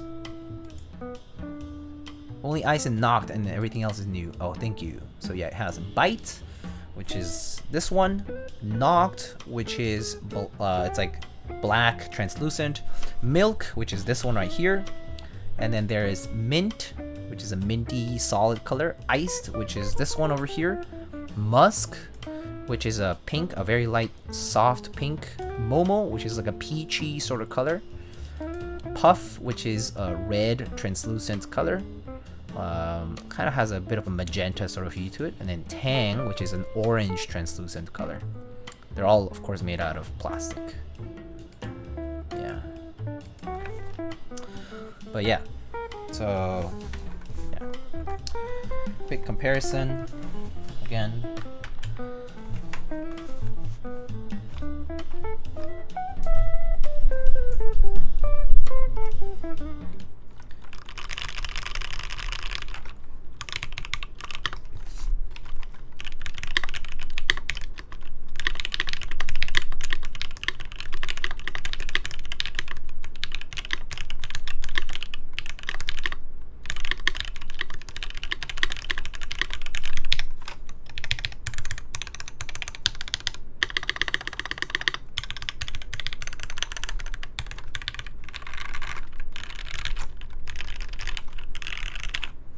Gam, take care of yourself.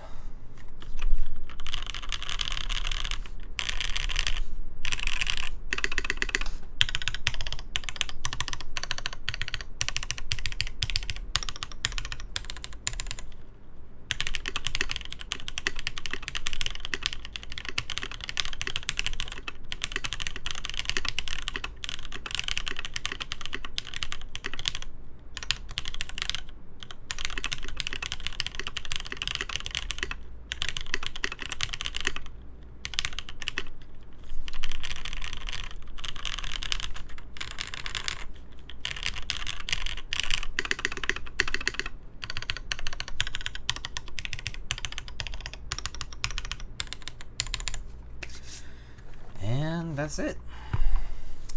Again, milk, bites, and iced, and the moon is not offered this round, but at least these three are, so you can get a good reference for what they look like when I do this. Yeah, where do you find the DCS sets? This one I had to find. It took me like a few years actually to find this set. Yeah, some old community member somehow reached out and I found this set. This is called the DCS Small Fry or Cherry Replica set. And this one, this one, DCS Cream Cheese and Green, I purchased it off Tech Keys some time ago. Yeah. Yeah, so that one I just bought at a retail store. But there's some other DCS sets on Signature Plastics as well. PimpMyKeyboard.com. There should be some DCS sets over there too. So yeah, maybe I'll put the moon one aside just because it's not relevant to this round. But yeah. So yeah. If you guys have any questions, I'll maybe wait for a bit to answer them. But otherwise, basically done here.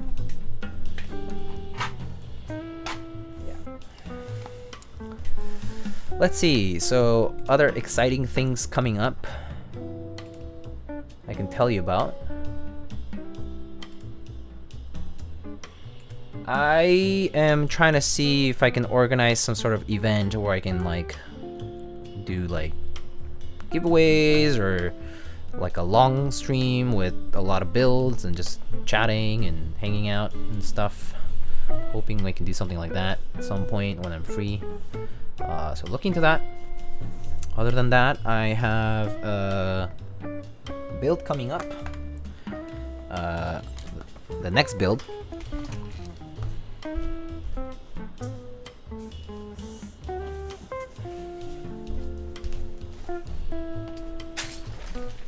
The next build is going to be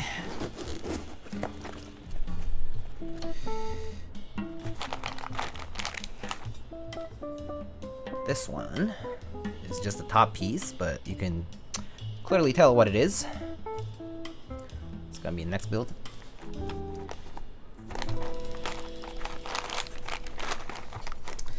If you don't realize what that is, then I can show you. Maybe this is kind of clearer as to what that might be. Yeah. All right. So yeah, next build for that. Don't have to do subathon. A build marathon would be fun. Yeah, I think a build marathon. Something like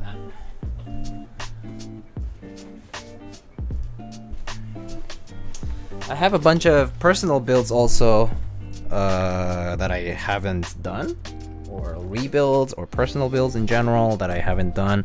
So there might be some mixed in there. I'm not sure. I'm gonna have to look into it.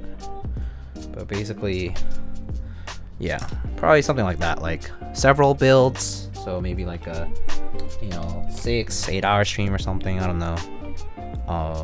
And we'll just hang out.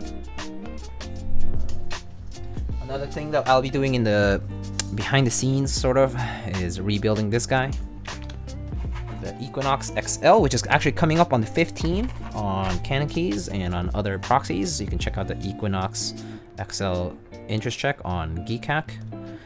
AIO3 and Poner Ion Keyboards collaboration. We built this before with the snag switches, but I'm going to build it with these MX Blacks. You do a subathon to get a new PC? That's a good suggestion. There's several things I want to do. So, I mean, I don't want going to depend on chat to fund it, but there's some things that I would appreciate people's support for. First of all, I want to upgrade this camera right here. This camera right here, I want to upgrade with actual DSLR. Probably gonna get the same one I have up here, which is a Sony a6400. I have lenses that I can use. Like I have this Sigma lens that I use for all my camera work, or a lot of it rather, that I used for a lot of stuff. Like yeah, I have like a macro lens here. Yeah, so I have lenses that I can use with a new body. So I want to fund that at some point. I've been trying to look for deals for that. I'm also, yeah, I do need to upgrade my PC at some point, but I don't have a new video card, so that's something to be worked on. I want to try to get a 3080, but that's also because I actually need it for work reasons. I want to get a new graphics card to run deep learning simulations. Yeah. Mostly because it's like part of my work. Yeah, so that would be just for personal reasons, but yeah, like personally motivated rather. But yep, been trying to find been like on those discords that like ping people for like the Newegg shuffle and you know, anywhere there's restocks, Best Buy restocks or whatever. I've tried, but I haven't gotten them. So yeah.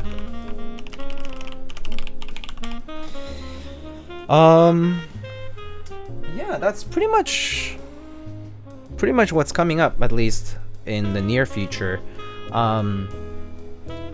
Yeah, I would have some small prices if I do something like that to give away, and maybe ask some of the sponsors to see if they have stuff to contribute and whatnot. Yeah, so yeah, Jane V2C coming up, Mode 65 coming up at some point, and other builds. Yeah, trade some artisans for a 3090. I could do that. Honestly, I can probably just save and purchase it with cash when I don't want to pay aftermarket prices for video cards, to be honest with you. So probably just gonna wait until I can get one fairly close to retail, or retail pretty much. Yeah. Yeah. I'm not in a rush, so. What keycaps do you have? So this is DCS Small Fry, or DCS Cherry Replica. This is DCS Cream Cheese and Green, and this is GMK Terminal. And who's the guy? Oh, this is Tempest keycap pullers. He has an Instagram, and I think exclamation key puller or keycap puller should probably work for the link. I think, let's see, exclamation key puller. Yeah, there we go. Oh, I guess, yeah, I should remove the keyboard treehouse thing for now because I don't think he's currently doing that. So maybe I'll remove that part. Yeah, I'll probably just remove that part. Yeah, it's not the verdigris puller, it's actually the blue gold. I just say blue gold, it's fine. How do you find DCS compared to GMK? It's thin, but the profile is quite similar. So, like, if you look at DCS and Cherry, the profiles are very close. They're cylindrical keycaps with very close profiles. Oh, this is sticking out a little bit. Yeah, so the profile's close, but the keycaps are thinner. But I don't mind the thinness of the keycaps. Yeah. And good night, One Drug Man. Good night, good night. What are your new opinions on the new Gateron switch opener thingy? I haven't tried it, but I mean, if it works for people, that's fine. I just use this. I just use this to open my switches. This is the Key Boss switch opener, I think. Oh, yeah, I just use this. It's really easy to use. So it's either that or I use these guys over here. This one. The mechanicalkeyboards.com switch top opener. Like it comes in twos, but I normally just use one and then open one side, then open the other. That's another way to open switches quickly for me, but I'm used to it now. So yeah. All right, let's go check out who's currently live. Let's see. Let's go check makers and crafting first.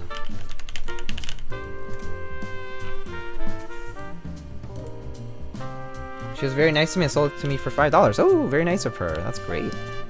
But yeah, everyone, feel free to check out the Kara, !Kara, for the link to RAMAworks' store.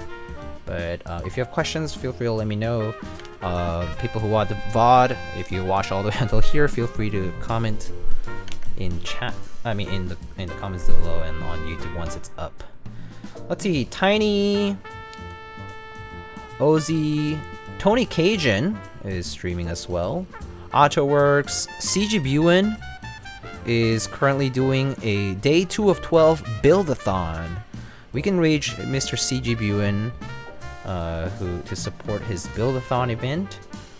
So yeah, I think yeah, I want to raid Mr. CG Buin. Oh, Tony. Yeah, Tony is almost on the end. So yeah, he's been streaming for a couple hours now. Yeah. Thoughts on the upcoming Keychron Q1 QMK versus Barebones GMK Pro? They're basically very, very similar and with competitive prices relative to each other. So I can't say much about the Keychron, but I've heard from my peers who tried the GMK Pro that they liked it for what's offered. So like it's like if people like the GMK Pro and the Keychron offers very similar things for the same price, then I can imagine it will be a very, very similar experience overall. So I wouldn't be too afraid to, yeah, like to take a look. Yeah, it seems quite promising though. But again, until people have it in hands, like in their hands, like it won't, like we won't know exactly what's going on. Yeah. I enjoy the GMK Pro because it's so stiff, but it gives me a challenge of modding. That's good. Yeah. I mean, working on making your keyboards better just because they're not perfect is actually a good way to incentivize you know, DIY, and it's fun. It can be very fun to customize your own boards. Yeah. Yeah, no, that's good, Razorblock. Alright, let's go raid Mr. CG Buin. CG Buen. Let's see, raid CG Buin, who is currently doing a stacked acrylic build. He's only just 30 minutes into the stream, and he's doing a 12 build-a-thon over the next week and a half or so. So please go and feel free to support. And yeah, there are giveaway prizes for subs and all that, of course. So you know, of course, helping with subscribers is a good thing, but yeah. So again, thank you everybody for coming by stream. I know that we had lots of drops today. I apologize again. It happens all the time. I honestly don't know what to do with it. I've been trying to deal with it, but I really don't know how to figure, like, how to solve that issue. So it goes. At least the VODs are uninterrupted still. So, all right, friends. Good night and have a good one. I'll see you on the next stream, probably later this week. All right. See you, everyone. Take care.